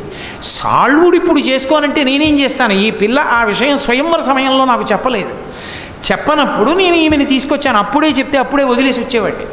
కాబట్టి నా తమ్ముడికి ఇచ్చి పెళ్లి చేసే సమస్య రాదు, అలా చెయ్యను, అన్నగారిగా ఉండి అధర్మంతో కూడిన పని చెయ్యమని మీరు నన్ను నిగ్రహించకూడదన్నాడు. అంటే నువ్వు గురువుకే ధర్మం చెప్తావా, ఇలా అయితే నాతో యుద్ధం చేయవలసి ఉంటుందన్నాడు. అధర్మపు పని చేశాను అనిపించుకోవడం కన్నా గురువుగారితో యుద్ధం చేసి ప్రాణం పోగొట్టుకున్నానో, గురువుగారిని నిగ్రహించానా మీకు గౌరవం, పోయానా ధర్మానికి పోయానని నాకు గౌరవం, కాబట్టి యుద్ధమే చేస్తానన్నాడు. భీష్ముడు పోడు, స్వచ్ఛంద మరణం వరం ఉంది. ఇద్దరికీ యుద్ధం ప్రారంభమైంది. ఎన్నాళ్ళు జరిగింది అనుకుంటున్నారు? మహాభారతం భీష్మ పర్వంలోంచి చెప్తున్నాను నేను. ఇప్పుడు అవన్నీ ఇన్ని పర్వాలు ఇన్ని పురాణాలు వచ్చి నేను పద్యాలన్నీ మొదలు ఎప్పటికవుతుంది, అందులో వదిలిపెట్టేశాను ఇవాళ. ఆ యుద్ధం జరుగుతున్నప్పుడు ఎన్ని రోజులు జరిగిందో ఒకళ్ళనొకళ్ళు తుత్తునీయల కింద కొట్టేసుకున్నారు. ఒకానొక రోజునైతే భీష్మాచార్యుల వారి గుండెలో దిగబడిన బాణానికి భీష్ముడు రథంలో పడిపోయాడు. సారథిని చంపేశాడు పరశురాముడు. ఇక తర్వాత భీష్ముడు పడిపోవాలి. ఎంత స్వచ్ఛంద మరణం ఉన్నా ఇక లేవకుండా కొట్టేస్తాడు. వెంటనే అకస్మాత్తుగా 7 బ్రాహ్మణులు వచ్చి ఆ రథం యొక్క కొయ్య మీద, అటు ఇటు ఉండేటటువంటి ఆ కొయ్య మీద కూర్చుని, గంగాదేవి తెల్లటి బట్టలు కట్టుకుని వచ్చి కూర్చుని రథాన్ని నడిపించి ఆకాశ మార్గంలో తప్పించేశారు. తప్పించేసి ఈ 7 బ్రాహ్మణులు ఈయన్ని ఒక ఇంట్లో దింపారు. భీష్మాచార్యుల వారు రాత్రి పడుకున్నారు. ఎవరో 7 బ్రాహ్మణులు రథాన్ని తీసుకొచ్చారు. నా తల్లి గంగాదేవిని గుర్తుపట్టాను, భీష్ముడిని పూజించడానికి వెళ్ళినప్పుడు కనపడింది, ఆశీర్వచనం తీసుకున్నాడు, సత్యవతీదేవి ఆశీర్వచనం కూడా. ఆమె నా తల్లి గంగమ్మ. ఈ 7 బ్రాహ్మణులు ఎవరు అని ఆలోచిస్తూ పడుకున్నాడు. ఆ రాత్రి వాళ్ళు కలలోకి వచ్చి, మేమెవరో నీకు తెలుస్తుందిలే, నీకు ఒక అస్త్రాన్ని ఉపదేశం చేస్తున్నాను, దీని పేరు మోహనాస్త్రం. ఈ అస్త్రాన్ని ప్రయోగిస్తే నీ గురువు పరశురాముడు పడిపోతాడు. ఎంత పరశురాముడైనా శరీరం విడిచిపెట్టేయవలసిందే. ఈ అస్త్రాన్ని రేపు ప్రయోగించమన్నారు. తప్పకుండా ప్రయోగిస్తానని దాన్ని ఆ అస్త్రాన్ని ప్రయోగము ఉపసంహారము కూడా మంత్రంతో తీసుకున్నాడు. మరునాడు ఉదయం అనుమానం వచ్చింది, ఎవరు ఆ 7 బ్రాహ్మణులు అని. వాళ్ళు చెప్పలేరు. వాళ్ళు అష్టవసువుల్లో భీష్ముడు మొదటి వసువు, మిగిలిన 7 బ్రాహ్మణ రూపంలో వచ్చారు. భీష్ముడికి ఆపద కలుగుతోందని మరునాడు యుద్ధానికి వెళ్ళాడు. మళ్ళీ సారథిని చంపేశాడు పరశురాముడు. భీష్ముడు యుద్ధం అంటే ఎలా ఉంటుందంటే, తన చేత్తో పగ్గాలు పట్టుకుని గుర్రాల్ని తోలుతూ, ఒక పక్క ధనస్సు పట్టుకుని ఈ పగ్గాలు వదులుతూ ధనస్సు పట్టుకుంటూ పరశురాముడిని కొట్టాడు. పరశురాముడు కొన్ని వేల బాణాలు ప్రయోగించాడు. ఇన్ని వేల బాణాలని ఒంటి చేత్తో ధనస్సు పట్టుకుని పగ్గాలు పట్టుకుని రథం తోలుతూ, పగ్గాలు వదులుతూ, బాణాలు వేస్తూ తుత్తునియలు చేసి చిట్ట చివర ఇక పరశురాముడిని కొట్టేయడానికి మోహనాస్త్రం తీశాడు. తీయగానే నారదుడు పరిగెత్తుకొచ్చాడు. అయ్యో అయ్యో అయ్యో, గురువుని చంపేశావన్న అపఖ్యాతి వస్తుందయ్యా నీకు. మహాతేజోంశ సంభవుడు, శివకేశవుల తేజస్సున్నవాడు, ఆవేశావతారం, గురువుని చంపేస్తావా, మోహనావతారం వేసి చంపద్దన్నాడు. అప్పుడు ఆ 7 బ్రాహ్మణ రూపంలో ఉన్నవాళ్ళు కూడా వచ్చి ఆగమని, గంగమ్మ వచ్చి పరశురాముడి దగ్గరికి వెళ్ళి, అయ్యా మా వాడి దగ్గర మోహనాస్త్రం ఉంది, వసువులు ఇచ్చారు, అది ప్రయోగించి ఉంటే మీరు పడిపోయి ఉండేవారు. గురువన్న గౌరవం చేత నా కొడుకు ప్రయోగించలేదు. వాడు పెంకితనంతో మీ మాట కాదనలేదు, ధర్మానికి కాదన్నాడు. గురువైన మీరే వాడిని నిగ్రహిస్తే వాడికి దిక్కెక్కడ ఉంటుంది, కాబట్టి మీ శిష్యుడిని ఆశీర్వదించండి అంది. గంగమ్మ మధ్యవర్తిత్వానికి పరశురాముడు రథం దగ్గరికి వచ్చి భీష్మాచార్యుల వారిని దింపి కౌగలించుకుని, నాయనా ఎంత ధర్మానికి నిలబడ్డావురా, నువ్వు మోహనాస్త్రం ఉంది కాబట్టి నేను పడిపోదును, కాబట్టి నీ చేతిలో ఓడిపోయానని, పుత్రాది చేత్పరాజయం, నా శిష్యుడితో చేతిలో ఓడిపోయిన సత్కారాన్ని పొందాను నేను. నిన్ను చంపగలిగిన వాడు ఒక్కడే, నరనారాయణులలో ఒకడైనటువంటి కృష్ణుడి పక్కనున్న అర్జునుడే భవిష్యత్తులో పడగొడతాడు తప్ప అన్యులకు సాధ్యం కాదని భీష్ముడి దగ్గర తన యొక్క యుద్ధ ఓటమిని అంగీకరించి తిరిగి వెళ్ళిపోతూ అంబవంక చూసి, నేను చెయ్యగలిగినంత చేశాను, ఇక నేను చేయగలిగిన ఉపకారం లేదు, నువ్వు చేసేది నువ్వు చేసుకో అన్నాడు. ఈ జన్మలో సాధించలేని దాన్ని వచ్చే జన్మలో సాధిస్తానని. ఆ తర్వాత మళ్ళీ పెద్ద తపస్సు చేసింది, సుబ్రహ్మణ్యేశ్వర స్వామి వారిని ఆరాధించింది. పరమశివుడు ప్రత్యక్షమయ్యాడు, మగపిల్లవాడుగా పుట్టింది, ఆడపిల్లగా మారింది, శిఖండి అయింది. అర్జునుడు రథానికి ముందు నించుంది, మగాడిగా పుట్టి ఆడదైంది కాబట్టి ఆమెను చూస్తే బాణం వేయినన్నాడు. ధనస్సు బాణాలు కిందకి దింపేశాడు, ఒళ్ళంతా బాణాలు కొట్టేశారు. కొట్టేస్తే భీష్మాచార్యుల వారు కింద పడిపోయారు రథంలోంచి. అది వేరు మాట, అదంతా భీష్మపర్వమే. కాబట్టి భీష్మాచార్యుల వారికి కూడా సమస్తమైనటువంటి విలువిద్యని ఇచ్చినటువంటి మహానుభావుడు పరశురాముడే. ఇచ్చి భీష్ముడి చేతిలో ఓడిపోయాడు. ఇటువంటి పరశురాముడు రామాయణ కాలం దగ్గరికి వచ్చేటప్పటికీ రామచంద్రమూర్తి సీతమ్మ తల్లిని కళ్యాణం చేసుకుని వెళ్ళిపోతుంటే ఎదురొచ్చి చేతిలో విష్ణు చాపం పట్టుకొని వచ్చాడు. దశరథం ఎంత అంటే సమయం లేక నేను తగ్గించేస్తున్నాను. నిజంగా ఆయన వస్తుంటే పరశురాముడు వశిష్ఠాది మహర్షులు చూశారు. రామచంద్రమూర్తి యొక్క సైన్యం అంటే దశరథ మహారాజు గారి సైన్యం అంతా స్పృహ తప్పిపోయింది. పరశురాముడు వస్తుంటే ఎందుకో తెలుసా అండి, పరశురాముణ్ణి చూసి కాదు, ఆయన వస్తుంటే అంత ధూళి రేగుతుందిట. ఆయన తపశ్శక్తి అటువంటిది, ఆ తేజస్సు అటువంటిది. ఆ ధూళికి ఆయన వెలుతురికి చూసి పడిపోయారు వాళ్ళు. ఆయన నిజంగా వచ్చి నించున్నాడు జటామండలంతో, శివుళ్ళ. వాల్మీకి మహర్షి అయితే త్రిపురాసుర సంహారం చేసిన పరమశివుళ్ళ ఉన్నాడని ఉపమానం వేశారు. నిలబడితే దశరథ మహారాజు గారు భయపడిపోయి, ఇంతమంది క్షత్రియుల్ని చంపేశావు, ఇంద్రుడి దగ్గర ప్రతిజ్ఞ చేసి మానేశావని విన్నాను, ముక్కు పచ్చలారని వాడు లేక పుట్టాడు, పుత్రకామేష్టి చేశాను, పెళ్లి చేసుకుని ఎడుతుంటే చంపేస్తావా ఏమి అని పాపం బతిమాలుతున్నాడు. రాముడు తండ్రి ఉండగా ఎక్కువ మాట్లాడ్డాడు. ఏమిరా పిల్లవాడా అన్నాడు. దశరథుడిని విడిచిపెట్టి రాముడి వంక తిరిగి, శివధనస్సుని భంగం చేశావుట, ఏది విష్ణు శాపాన్ని అందుకో చూద్దాం అని తన తాతగారైనటువంటి రుచీకుడి దగ్గర విష్ణువు పెట్టినటువంటి ధనస్సుని ఇప్పుడు తీసుకొచ్చాడు. తన తండ్రి జమదగ్ని దగ్గర ఉన్నది తనకి ఇచ్చాడని చెప్పి పట్టుకొచ్చాడు. పట్టుకొచ్చి, ఏది శివధనస్సుని ఎక్కుపెట్టిన వాడివి విష్ణు ధనస్సు కూడా ఎక్కుపెట్టన్నాడు. ఆయన వెంటనే విష్ణు చాపాన్ని అందుకున్నారు. బాణాన్ని సంధించు అన్నాడు. బాణాన్ని ఎక్కుపెట్టి రామచంద్రమూర్తి అన్నారు, తండ్రి కోసమని చెప్పి అంతమందిని చంపావు కాబట్టి తండ్రి యొక్క రుణాన్ని తీర్చుకున్నావు, చాలా గొప్పవాడివి. కానీ నేనెవరో కూడా తెలుసుకోవాలనుకున్నావు, ఇది విష్ణు చాపం, దీనికి బాణాన్ని సంధించాను కాబట్టి ఈ బాణాన్ని నేను విడిచిపెట్టేయవలసిందే, దీన్ని ఉపసంహారం చేయడం కుదరదు. కాబట్టి ఇప్పుడు ఈ బాణం వేసి నువ్వు సంపాదించుకున్న అక్షయ లోకాల్ని పడగొట్టైనా, అక్షయ పుణ్యాల్ని పడగొట్టైనా, నీ గమన శక్తిని పడగొట్టైనా కాళ్ళ మీద బాణం వేస్తానిక నడవలేవు, రెండిటిలో ఏది కావాలో కోరుకో అన్నాడు. అనేటప్పటికీ చూశాడు పరశురాముడు, అర్థమైంది. కృష్ణ భగవానుడు అప్పుడు అగస్త్య మహర్షి ఆశ్రమంలో కృష్ణ మంత్రాన్ని ఉపదేశం పొందితే ఆవేశించి చెప్పాడు కదా, భవిష్యత్తులో విష్ణు శాపాన్ని ఎవరు పట్టుకుంటారో అప్పుడు నీ ఆవేశాలన్నీ తొలగిపోతాయి, పర్వతం మీద తపస్సు చేస్తావు ఇంకన్నాడు. అర్థమైంది, ఓ విష్ణు అవతారం రామచంద్రమూర్తి వచ్చారు ధర్మాన్ని నిలబెట్టడానికి, ఇక నా అవసరం లేదు ఈ లోకానికి అనుకున్నాడు.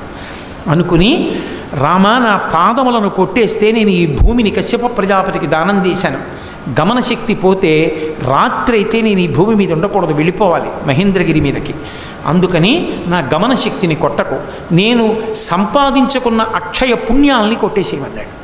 అంటే విష్ణు శాపంలోంచి బాణం విడిచిపెడితే పరశురాముడు తపస్సు చేసి సంపాదించుకున్న అనంతమైన పుణ్యాలన్నీ కూడా కాలిపోయాయి. కాలిపోతే తేజస్సు అంతా క్షీణించిపోయి బరువుగా అడుగులు వేస్తూ మహేంద్ర పర్వతం మీదకి వెళ్ళిపోయాడు, విష్ణు శాపాన్ని వదిలిపెట్టేసి. వెళ్ళిపోతే పితృదేవతలందరూ కనపడ్డారు. కనపడి, ఒరే మా కోసమని కార్తవీర్యార్జునుడు వచ్చి జమదగ్నిని చంపాడని కోపగించి 21 మాటలు క్షత్రియుల్ని చంపావు, అటువంటి నువ్వు ఇలా అయిపోతే మాకు చాలా బాధగా ఉందిరా, అందుకని నువ్వు ఇలా ఉండడానికి వీల్లేదు. ఇదిగో ఈ దక్షిణ దేశంలోనే ఫలానా ప్రదేశంలో వధూసరా అనబడేటటువంటి నది ఉంది. బ్రహ్మపురాణంలోంచి చెప్తున్నాను మళ్ళీ. వధూసరా అనేటటువంటి నదిలో నువ్వు స్నానం చేస్తే నువ్వు పోగొట్టుకున్నటువంటి అక్షయ పుణ్యాలు ఏ ఉన్నాయో విష్ణు శాపంలోంచి విడిచిపెట్టిన బాణం వల్ల ఆ పుణ్యాలన్నీ మళ్ళీ నీకు దక్కుతాయి, కాబట్టి వెళ్ళి స్నానం చేయమన్నారు. మరునాడు బయలుదేరి వధూసరా నది యందు స్నానం చేశాడు. స్నానం చేస్తే మళ్ళీ విపరీతమైనటువంటి తేజస్సు పుణ్యములు పొంది ఇక లోకానికి నా అవసరం లేదని చిరంజీవి అయి ఆనాటి నుండి మహేంద్ర పర్వతం మీద కూర్చుని తపస్సు చేస్తూ గుహలలో ఉంటాడు. ఆయన మాత్రం ఇప్పటికీ అకృతవ్రణుడు మాత్రం ఆయన కోసం ఎదురు చూస్తూ అన్ని ఏర్పాట్లు చేస్తూ ఉంటాడు. ప్రతి మాసంలో చతుర్దశి తిథి నాడు మాత్రం ఆ మహేంద్ర పర్వతం మీద ఉన్న గుహలోకి వచ్చి దర్శనమిస్తూ ఉంటాడు. ఆరణ్య పర్వంలో ధర్మరాజు గారు ఈ కథనంతటినీ అకృతవ్రణుడి వలన విని, పరశురాముడు వచ్చే వరకు నేను ఈ గుహలో కూర్చుంటానని చతుర్దశి వరకు కూర్చున్నాడు. కూర్చుంటే పరశురాముడు వచ్చాడు. పరశురాముడిని చూసి నమస్కరించి ఆయన ఆశీర్వచనం పొంది వెళ్ళాడు ధర్మరాజు.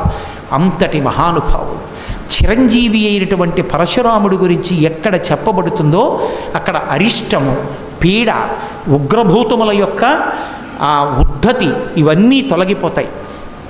ఎంతటి ఆపదలు కూడా సమసిపోతాయి. ఆవేశావతారములలో అత్యంత ప్రధానమై చిరంజీవి అయి తపోనిష్టా గరిష్ఠుడై రాబోయేటటువంటి కాలంలో సప్తర్షులలో ఒకడయ్యేటటువంటి అద్భుతమైనటువంటి అవతారం దశావతారాల్లో పరశురామ అవతారం.